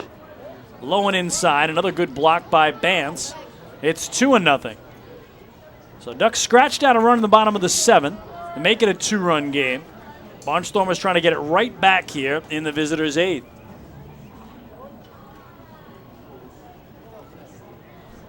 Castillo already with 2 hits in the game. The drawn in infield. Bounces it right back to Oregon. Checks third. Throws to first and gets the second out. Nice glove by the big lefty. Barnstormers center fielder, number 2, Blake Galen, number 2. Bottom of the 7th in Flushing, Queens. Marlins still lead the Mets 4-2 bottom of the 7th. In St. Pete, Florida, Yankees lead the Rays 3-2, also bottom of the 7th. Here it's 5-3 Barnstormers on the top of the 8th. And the 2-out hitter is Blake Galen, who's had a great night, 3 for 4, with 2 singles, a homer, 2 runs scored, and 1 driven in.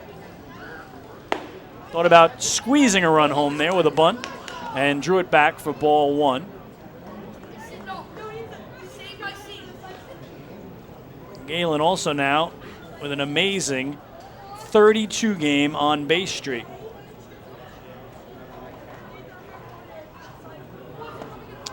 Low and outside for ball 2. Ducks' longest on-base streak this year was Cody Puckett's 30-gamer that ran exactly 1 month from May 6th to June 6th.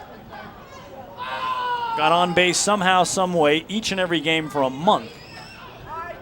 Amazing.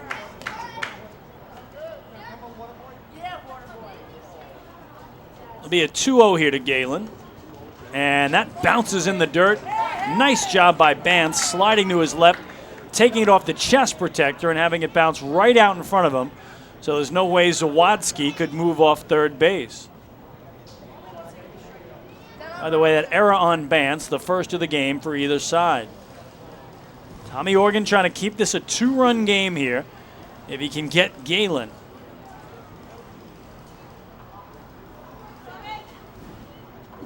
Will he turn himself loose? 3-0. We'll see. No. And there's strike one.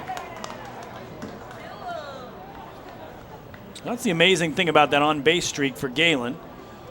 Told you he was just 1 for 16 in his last 4 games. So obviously had no hits in 3 of those 4, but had a walk at least every night to get on. Pops it up here. Center field for Lou Ford. Moving left will make the grab.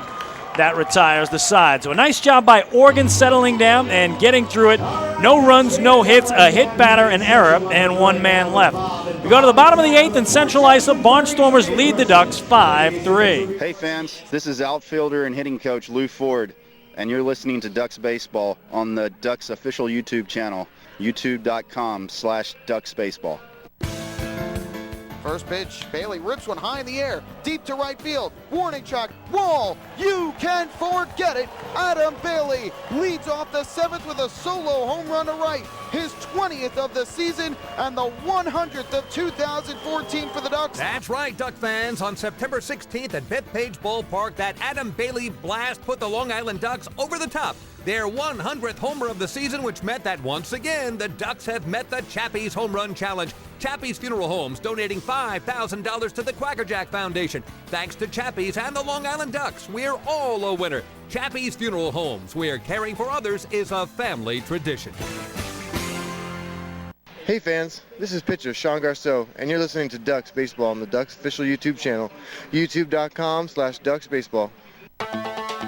Hey Ducks fans, stay up to date with Long Island's hometown team by visiting Quack of the Bat, the official blog of the Long Island Ducks. Quack of the Bat will bring Ducks fans beyond the headlines with in-depth feature articles, breaking news stories, game previews, post-game wrap-ups, and so much more. Interact with the team during the entire 15th anniversary season through live chats with Ducks players and exclusive video clips. Check out the blog today at quackofthebat.wordpress.com. Quack of the Bat, the official blog of the Long Island Ducks. Life is better here.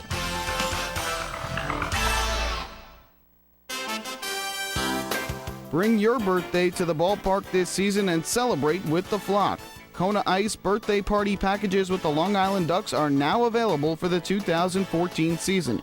Each package includes 10 box seats, a commemorative birthday t-shirt and autographed baseball, a pizza and Kona Ice party in the Hebrew National Picnic area, and so much more. Best of all, the birthday child will stand on the dugout while the entire crowd sings happy birthday. Reserve your party today by calling 631-940-3825 and ask for the group sales department. Kona Ice birthday parties with the Long Island Ducks, a once-in-a-lifetime experience.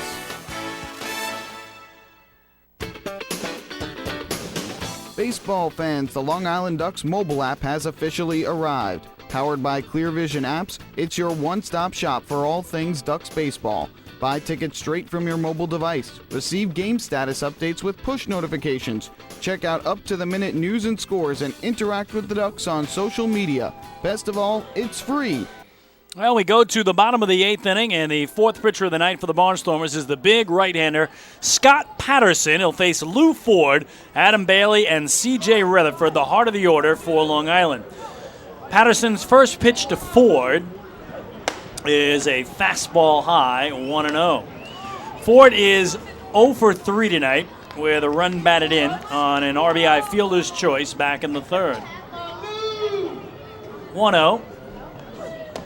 Strike, 1 ball and 1 strike. Pete Andrelchik went an inning and 2/3. He allowed a hit, a run, a walk, and had 2 strikeouts before giving way to Patterson. 1-1. Low and inside. Patterson, 6'7", 225 pounds, a 35-year-old righty. Born in Oakland, Pennsylvania, now calls Freeburg, Illinois, his home, for the former big leaguer.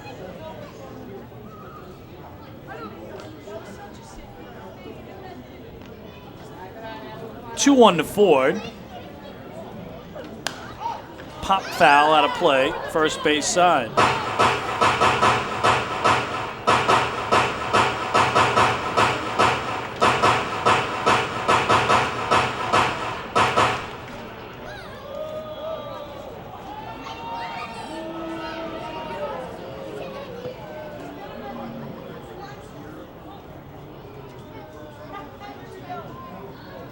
2-2 pitch to follow.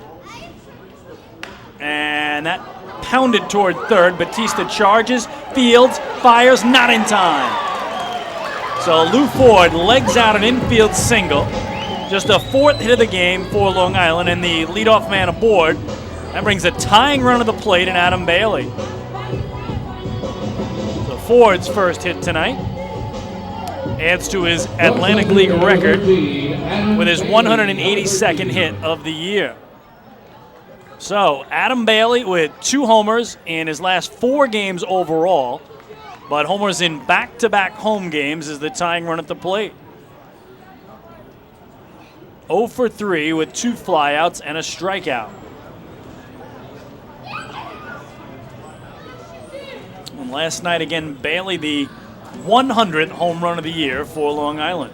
Met the Chappies home run challenge. As here he takes a backdoor breaking ball for a strike, 0-1. That homer last night for Adam. Solo shot to right in the bottom of the 7th. That made it a 3-2 game. Ducks would tie it 3-3.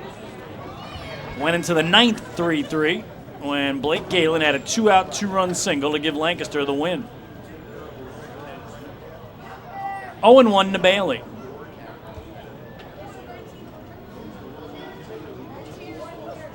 Curveball takes it deep to left, playable for Cole Garner. Makes the catch, 1 away.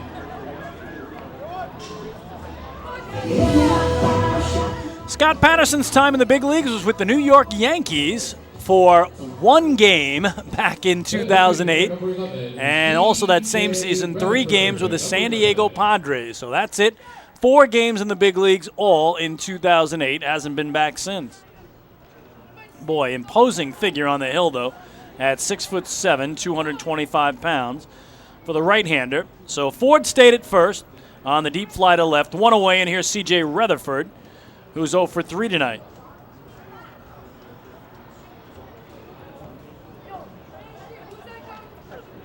Almost hit him, did Patterson, spinning him off the plate for ball 1.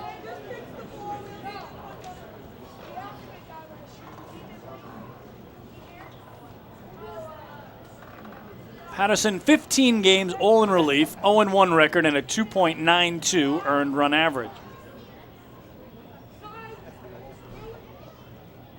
The 1-0, tapped foul down in the dirt behind home plate for strike 1. In 12 1/3 innings, Patterson has given up 14 hits. He's walked 4 and struck out 17, so he's better than 4-1 strikeout to walk ratio. Opposition hitting .264 against the former Yankee. Again, 1 game as a Bronx Bomber, 3 games as a Padre. That's it for Patterson's time in the show. 1-1. Popped up foul, third base side. Batista over near his own dugout, as is Keith Castillo, but it's well into the seats.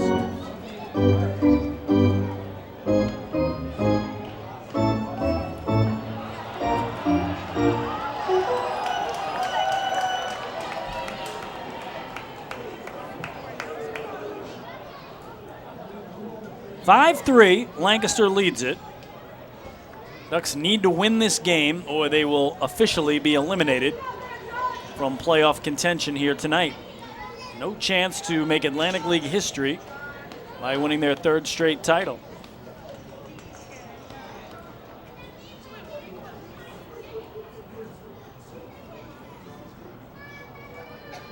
One-two pitch coming. On the ground, through the left side and in the left field. Ford will stop at second. And the Ducks here now with a tying runs aboard as Rutherford has his first knock of the night.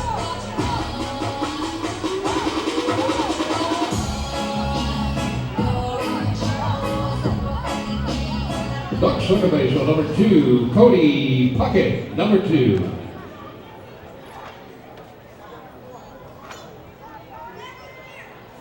So here is Cody Puckett, 0 for 2 with a walk. Still just 1 away.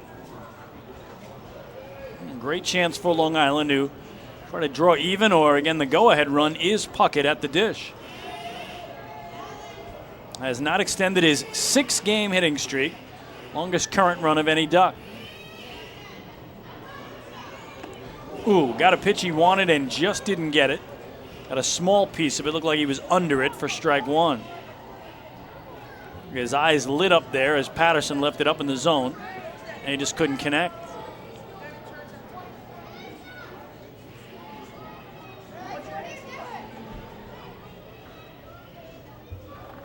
Oh, 1.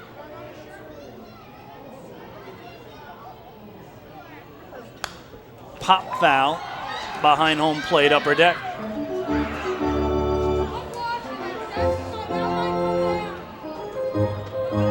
And all 3 Duck runs tonight have come on RBI groundouts. That's how tough it's been to get anything going offensively against this pitching staff of the Barnstormers. Now using their 4th hurler of the night.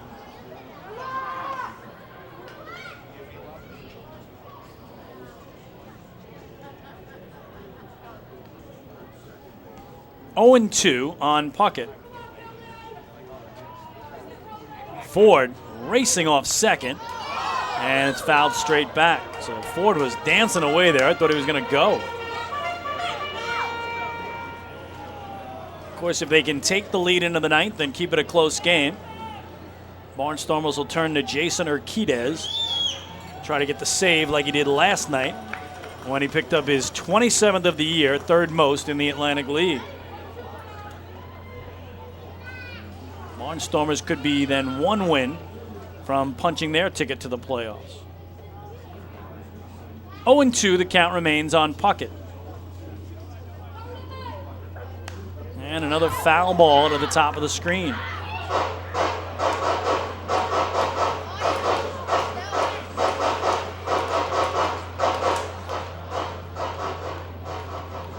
Well, looks like we're going to have a little meeting on the mound here. So second timeout of the game as Butch Hobson came out in the bottom of the 5th. And here he comes out in the bottom of the 8th. Again, you're allowed 3 timeouts in the game. And this is the second one for Hobson and his Stormers. Big, big moment in this game.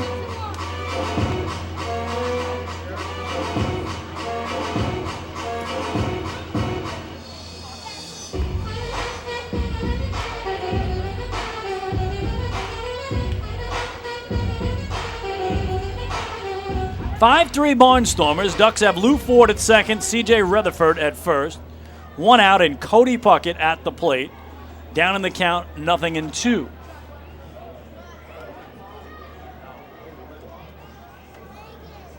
Puckett with 3 multi-hit games in his last 4 contests, but so far nothing tonight. Could change that here. 0-2 pitch. Foul back on the first base side.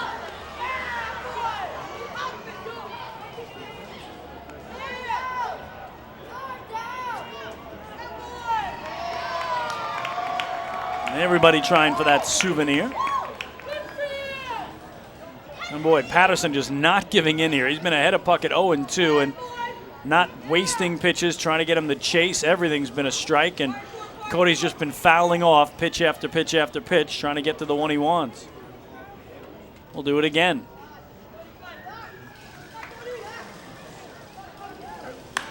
Well hit to right center field. That is going to split the outfielders. Cut off by the right fielder, Carroll. Lou Ford turns third. He will score. And it's an RBI double for Cody Puckett. And now coming home is also C.J. Rutherford. And he is safe at the plate. And the Ducks have tied this game at 5. The Barnstormers can't believe it. C.J. Rutherford scores all the way from first base. And this is a 5-5 game.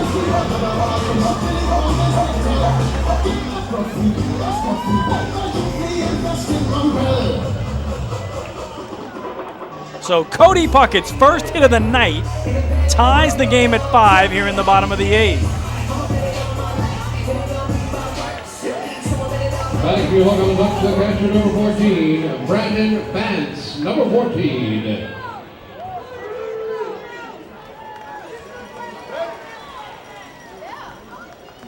What a big, big hit by Puckett as we got a brand new ball game, and now Brandon Vance with a chance for Long Island to have their first lead of the night.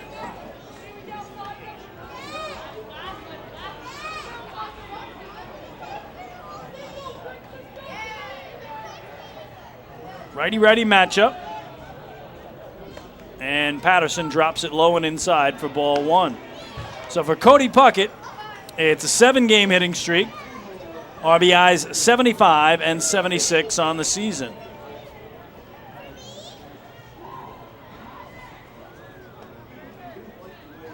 And a great slide, some great hustle by C.J. Rutherford all the way from first to tie the contest. Just high, it's 2-0.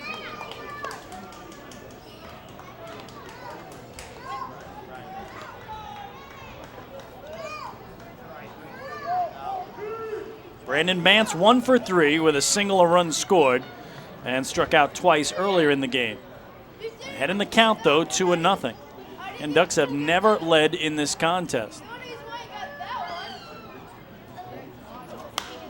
Popped up, shallow, right center field. The second baseman, Rosario, out on the grass to make the catch for the second out.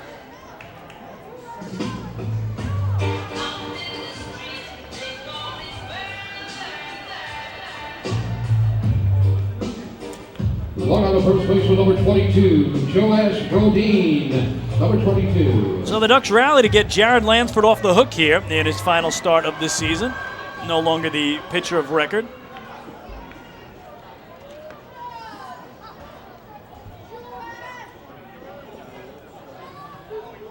And now here's Joash Brodeen, who's been aboard all 3 times he's come to home plate tonight. A single, a walk, hit by a pitch. He scored 2 of the Ducks' 5 runs. Base hit here could put him in front. Down and in, misses Patterson, 1-0.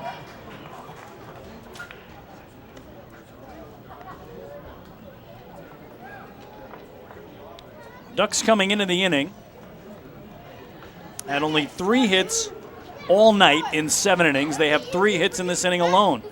So they have matched their game total in hits in this one frame alone.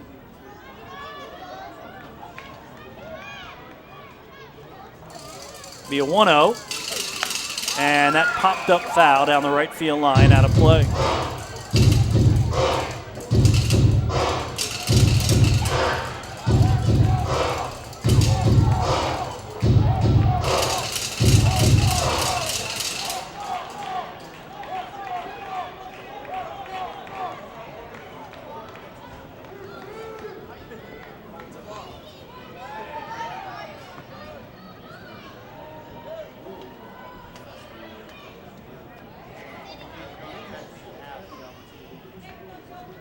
One and 1 the count to Joash.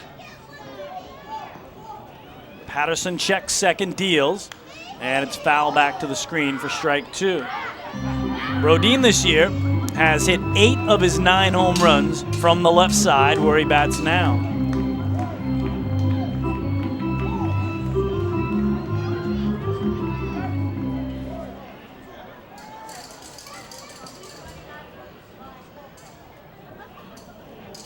Can he get Cody Puckett home from second base with now 2 away? And he's gone down in the count. A ball and 2 strikes. Ducks with 1 in the 7th, 2 in the 8th, have rallied from 5-2 down to tie it at 5. 1-2 in the dirt. Good block by Castillo, 2-2. Ducks actually trailed 5-1 in this game at one point. 4 unanswered runs. Barnstormers haven't had a hit in the last 3 innings after having 9 hits in the first 5 frames. It's a brand new ball game, 5-5 here in the 8th.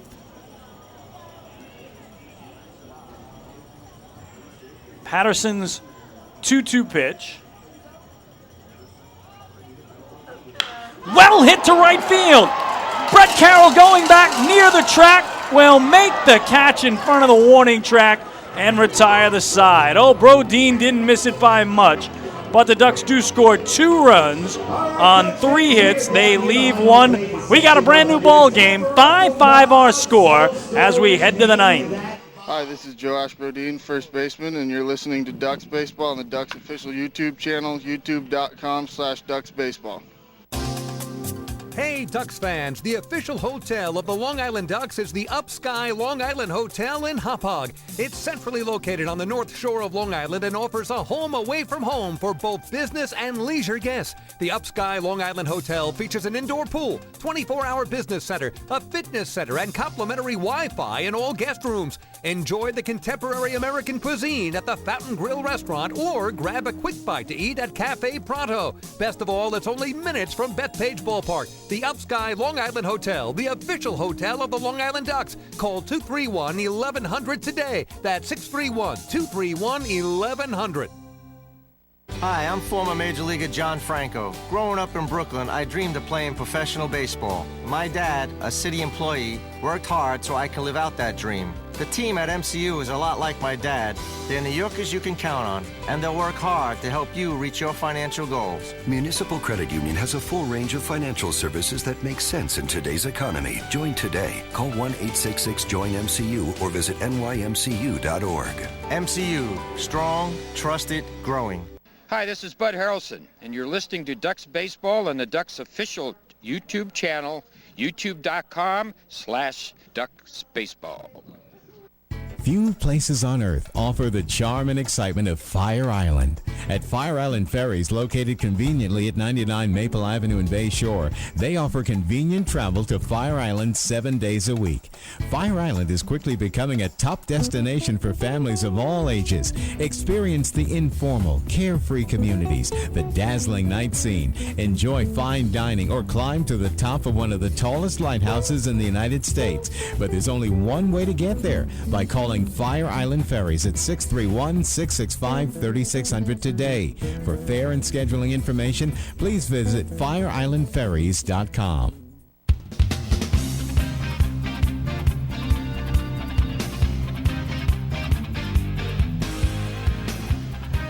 Well, the 5-5 game heads to inning number 9. And a new pitcher for the Ducks there, 5th of the game. It is the right-hander Brett Lauren. So Brett Lauren replaces lefty Tommy Organ.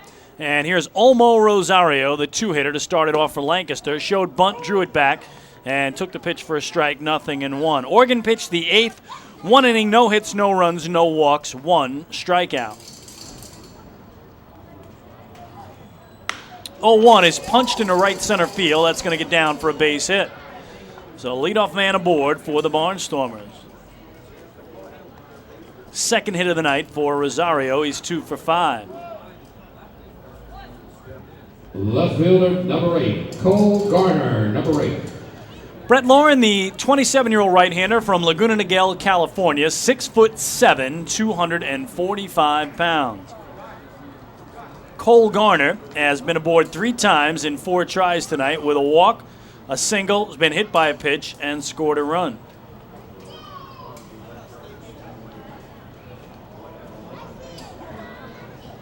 And he takes low and outside, ball 1. So again, the Ducks with just 3 hits in the first 7 innings of the game, get 3 hits in the 8th, play 2 runs, and tie this game at 5. 1-0. In the dirt. Good grab by Bance to prevent it from going through his wickets. 2-0 the count.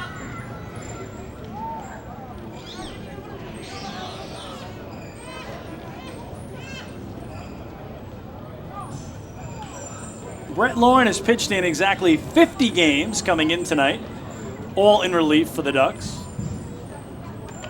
2-0. On the ground, a second, should be 2. Puckett to Lyons, back to first in time. And Garner wraps into a 4-6-3 double play. And fans, that double play by the Ducks is brought to you by the New York State Public Employees Federation, PEF, the union that cares for the community. Big, big double play hit into by Garner. 2 out, nobody on. It'll bring up Andrew Clark. 0 for 2 with a walk and a sac fly. Brett Lauren 2-4 on the year, 2.57 earned run average.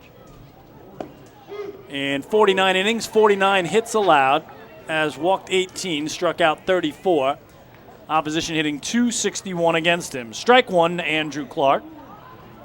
And now strike 2 on the foul back. Bottom of the 9th for the Ducks. They will be at 9, 1, and 2 in their order. Lyons, Lentini, and Harris. And that is something the Ducks haven't done in a long, long time. A waddle-off win. Only way they can win this one. Right through the wickets of Bance into the backstop, but no harm with nobody on. Last time the Ducks won in walk-off or waddle-off fashion, July 6th, here against Camden. So it has been over 2 months since they had what my son Connor calls a jump-in-the-pile win. 1-2 is low and inside. 2 balls and 2 strikes. Connor just loves to see the jump in the pile. Doesn't matter who gets to do it. It's the coolest thing ever when you're 8 years old and you can watch grown men acting like 8-year-olds. Jump in the pile, Connor. That's what it's called. I'd go home tomorrow morning. Guess how the Ducks won if they can pull it off. How, Daddy? Jump in the pile. The 2-2 is pounded to second for Cody Puckett. Throws to first, and that'll do it for the Barnstormers. No runs a hit, nobody left on the twin killing, wrapped into by Cole Garner. We go to the bottom of the 9th. Do they have a jump in the pile win in them? Come back and find out. It's a 5-5 game. Hi, this is Bud Harrelson, and you're listening to Ducks Baseball on the Ducks official YouTube channel, youtube.com/DucksBaseball. Hey Ducks fans, your recreation destination this year is The Rinks at Hidden Pond Park. The Rinks features 2 full-size ice rinks, a 97-acre summer day camp, a New York State licensed preschool academy, and a wide variety of birthday party options. Learn to skate, join one of many hockey leagues, swim in an Olympic-sized pool, and enjoy all the fun that The Rinks has to offer. Visit us today at 660 Terry Road in Hauppauge, or check us out online at therinks.com. The Rinks, your recreation destination. All 2,000 of us at PSEG Long Island care deeply about our communities. Our company has a long-standing commitment to giving back.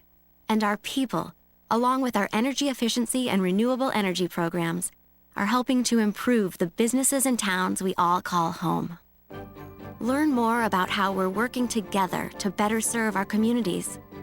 Visit us at psegLINY.com/community. Hey fans, this is outfielder and hitting coach Lou Ford, and you're listening to Ducks Baseball on the Ducks official YouTube channel, youtube.com/DucksBaseball. Life without Ducks Baseball. Emily, quit texting. James, get off the iPad. Honey, pick a channel. Life with Ducks Baseball. Bethpage Ballpark is set, Quacker Jack is ready, and the flock is prepared to defend their title. All we need is you. For game times, promos, and tickets, visit liducks.com. It's a blast. Now that's more like it. Long Island Ducks Baseball. Life is better here.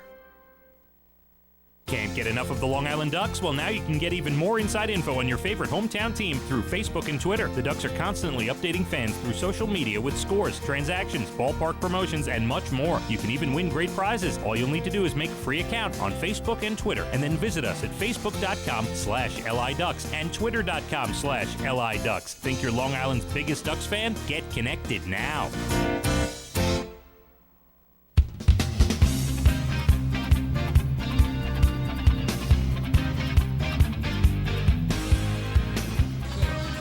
Well, we go to the bottom of the 9th. It is a 5-5 game, and the new pitcher for the Barnstormers is their right-hander, Ian Kadish, the 26-year-old from Cincinnati, Ohio, 6 foot tall, 200 pounds, replaces Scott Patterson, who worked 1 inning the 8th, 2 hits, 3 runs, all earned, no walks, no strikeouts. The Ducks have 3 waddle-off wins on the year, 2 in late May, 1 in early July, and they haven't had one since. So, can they do it? Dan Lyons, the started off, he is 1 for 2 tonight with a double and a walk. Right at the cutout at third is Wilson Batista. Dan, a great bunter. And Ian Kadish, first pitch, is up and away for ball 1.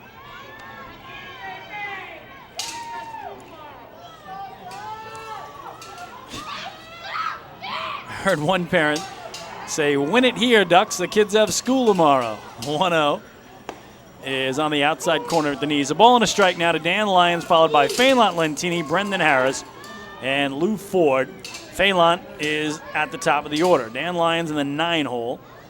And done a nice job tonight. Kadish 1-1. Low and outside for ball 2.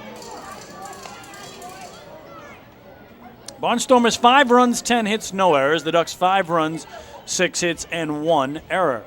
They rallied back from a 5-1 deficit. Missing high is Kadish, and it's 3-1. Kadish has never pitched above A ball in his affiliated career, and last pitched at Gary in independent ball as well.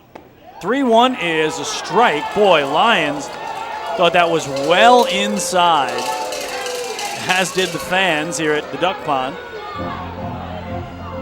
And the count now full.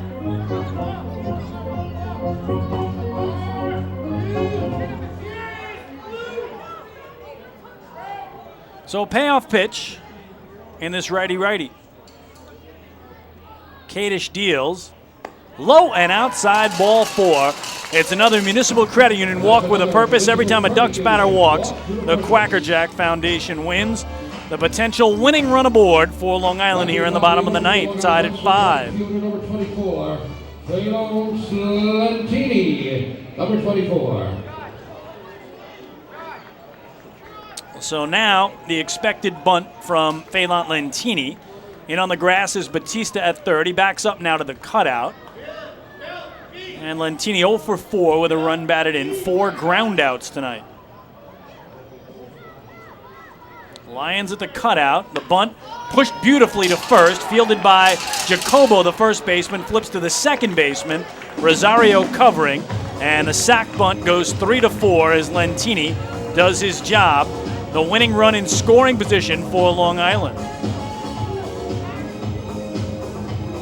Long Island Ducks third baseman, number 25, Brendan Harris, number 25. So Lions at second, 1 away. Brendan Harris, a chance to play hero here in a 5-5 game with now 1 out in the bottom of the ninth. He is 0 for 3 tonight with a walk and a run batted in.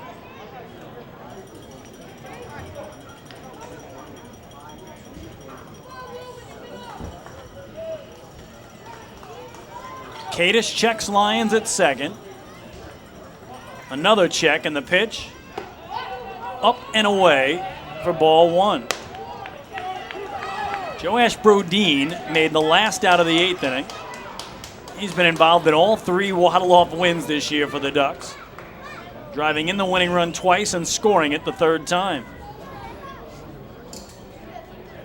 And they have a new hero tonight. 1-0. Low, it's 2-0.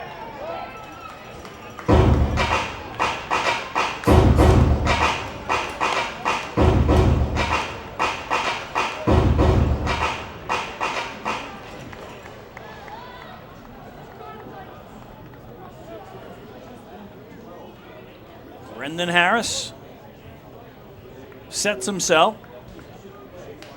Blake Galen in center, shallow and playing him towards right center. 2-0 is a strike. It's 2-1. Boy, Blake Galen, I know he's got great speed, but he is so shallow in center. Just trying to grab anything that might drop in. But boy, Brendan Harris can get a hold of it, school him over the head, and the game would be over. He's taking a chance playing in that tight. And Brendan Harris banging the dirt out of his cleats. Will climb back in. 2 balls and a strike to the 3rd baseman.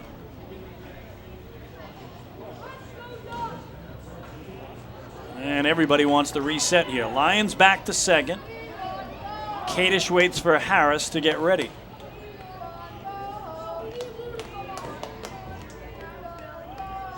The 2-1 just outside. It's 3-1. Well, we told you earlier in the game what a great eye Brendan Harris has getting the board at a 400 clip on base. That's 4th best in the league. Worked out a walk earlier from an 0-2 hole, his 70th walk of the year. And now a great spot at 3 balls and a strike.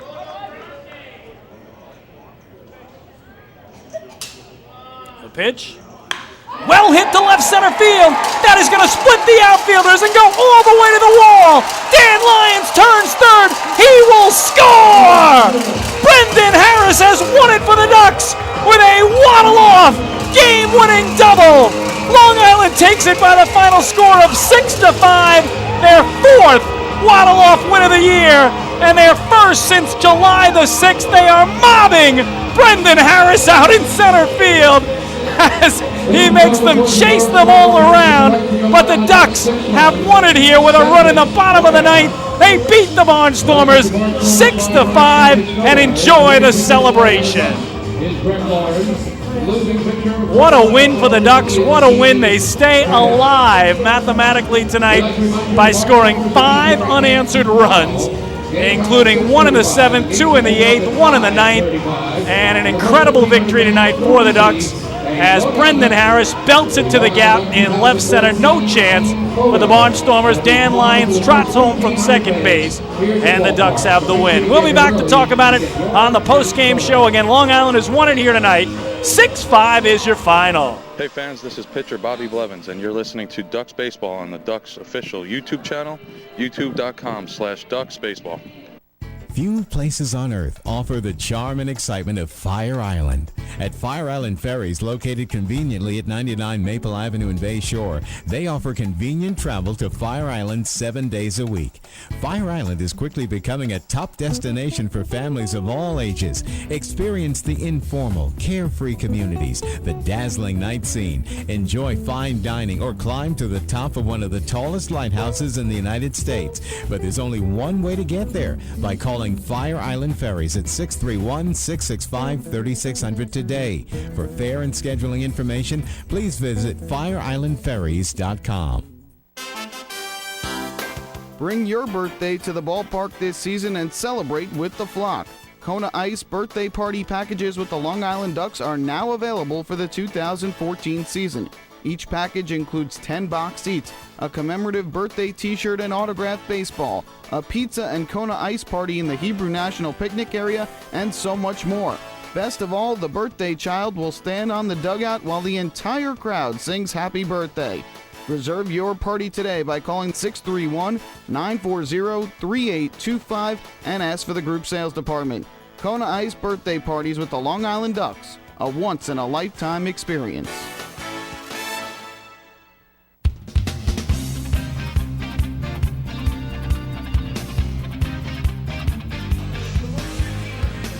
Chris King back at Bethpage Ballpark in Central Islip, New York, where the Long Island Ducks have picked up a much-needed victory here tonight as they snap 3 different losing streaks with tonight's 6-5 win over the Barnstormers. Overall, a 3-game losing streak comes to an end. Here at home, a 4-game losing streak comes to an end.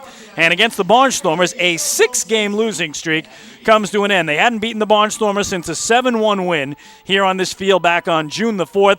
And tonight they did it in come-from-behind fashion, trailing 5-1 halfway through the game in the middle of the 5th inning. They get 1 in the 5th, 1 in the 7th, 2 in the 8th, 1 in the 9th, and they win it 6-5. Again, they hadn't won in waddle-off fashion since July the 6th in an 8-7 win over the Camden River Sharks in the bottom of the 9th. But tonight, Brendan Harris comes through with a big double in the bottom of the 9th, brings home Dan Lyons, who worked out the leadoff walk to start the frame, and it gives the Ducks a huge, huge victory. And another thing that has been troublesome all year long for the Ducks, one-run games. They are 17-32 coming in one-run games. The 32 one-run losses, the most of any team in the Atlantic League. But tonight, they get their 18th one-run victory of the year. And again, at least for the time being, keep their extremely slim playoff hopes alive. Ducks have to run the table, win every game of their final 5, including tonight, and they have to hope that Sugar Land loses every game of their final 5. Sugar Land right now leading York 3-1 in the top of the 7th at Constellation Field in Sugar Land, Texas. But the Ducks have to do their part to keep the math in their favor, and they did so tonight. And, of course, Brendan Harris is going to be our hero, as he had the game-winning double in the bottom of the 9th. He had a walk in the game as well, drove in 2, but he had the waddle-off hit, his first of the season, and gave the Ducks the win. So Brendan Harris is our Nicolak Player of the Game. Wins Nicolak Player of the Game honors. Nicolak retaining walls and paving stones, a company synonymous with quality and service in the manufactured concrete industry for almost 50 years. We'll take a break, and when we come back, full recap of how it went down tonight. Tell you all about it, run you through the out-of-town scoreboard in both the major leagues and, of course, the Atlantic League. And we'll set you up for tomorrow night's rubber game, the final meeting of the season between the Ducks and Barnstormers. It's all straight ahead on the post-game show.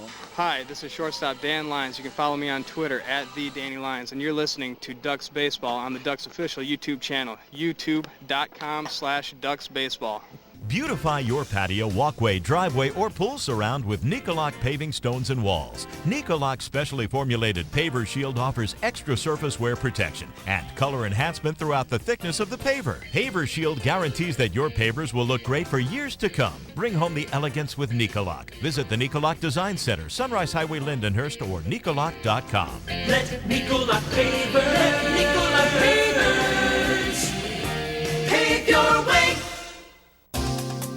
Hey, Ducks fans, the official hotel of the Long Island Ducks is the Upsky Long Island Hotel in Hauppauge. It's centrally located on the north shore of Long Island and offers a home away from home for both business and leisure guests. The Upsky Long Island Hotel features an indoor pool, 24-hour business center, a fitness center, and complimentary Wi-Fi in all guest rooms. Enjoy the contemporary American cuisine at the Fountain Grill restaurant or grab a quick bite to eat at Cafe Pronto. Best of all, it's only minutes from Bethpage Ballpark. The Upsky Long Island Hotel, the official hotel of the Long Island Ducks. Call 231-1100 today. That's 631-231-1100.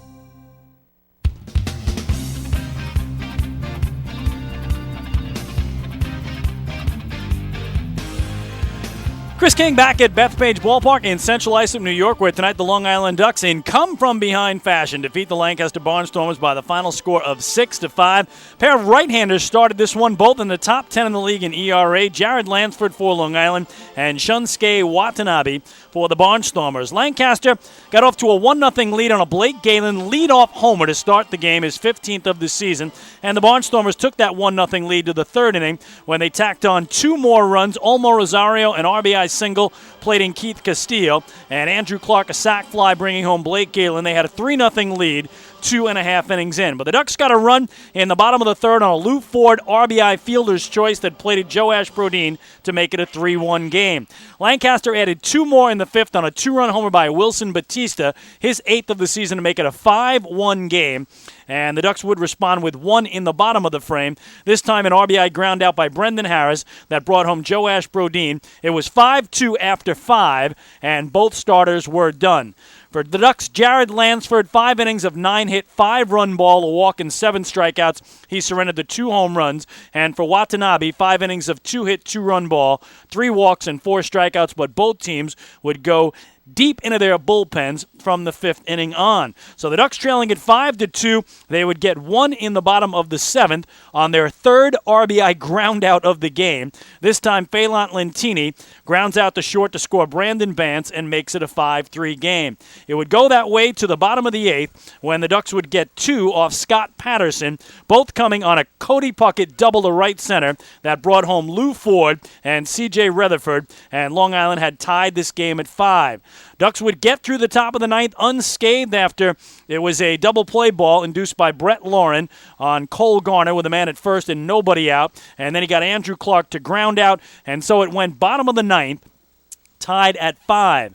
The Barnstormers would bring in right-hander Ian Kadish. He would walk Dan Lyons to begin the frame. Phelan Lentini laid down a beautiful sacrifice bunt to move Lyons to second, and that set it up for Brendan Harris, who crushed a double to left center. Lyons scored easily from second, and the Long Island Ducks had themselves a 6-5 win, their 4th waddle-off win of the year, and their first since July the 6th here against the Camden River Sharks. Final numbers tonight for Lancaster: 5 runs, 10 hits, no errors. They leave 8.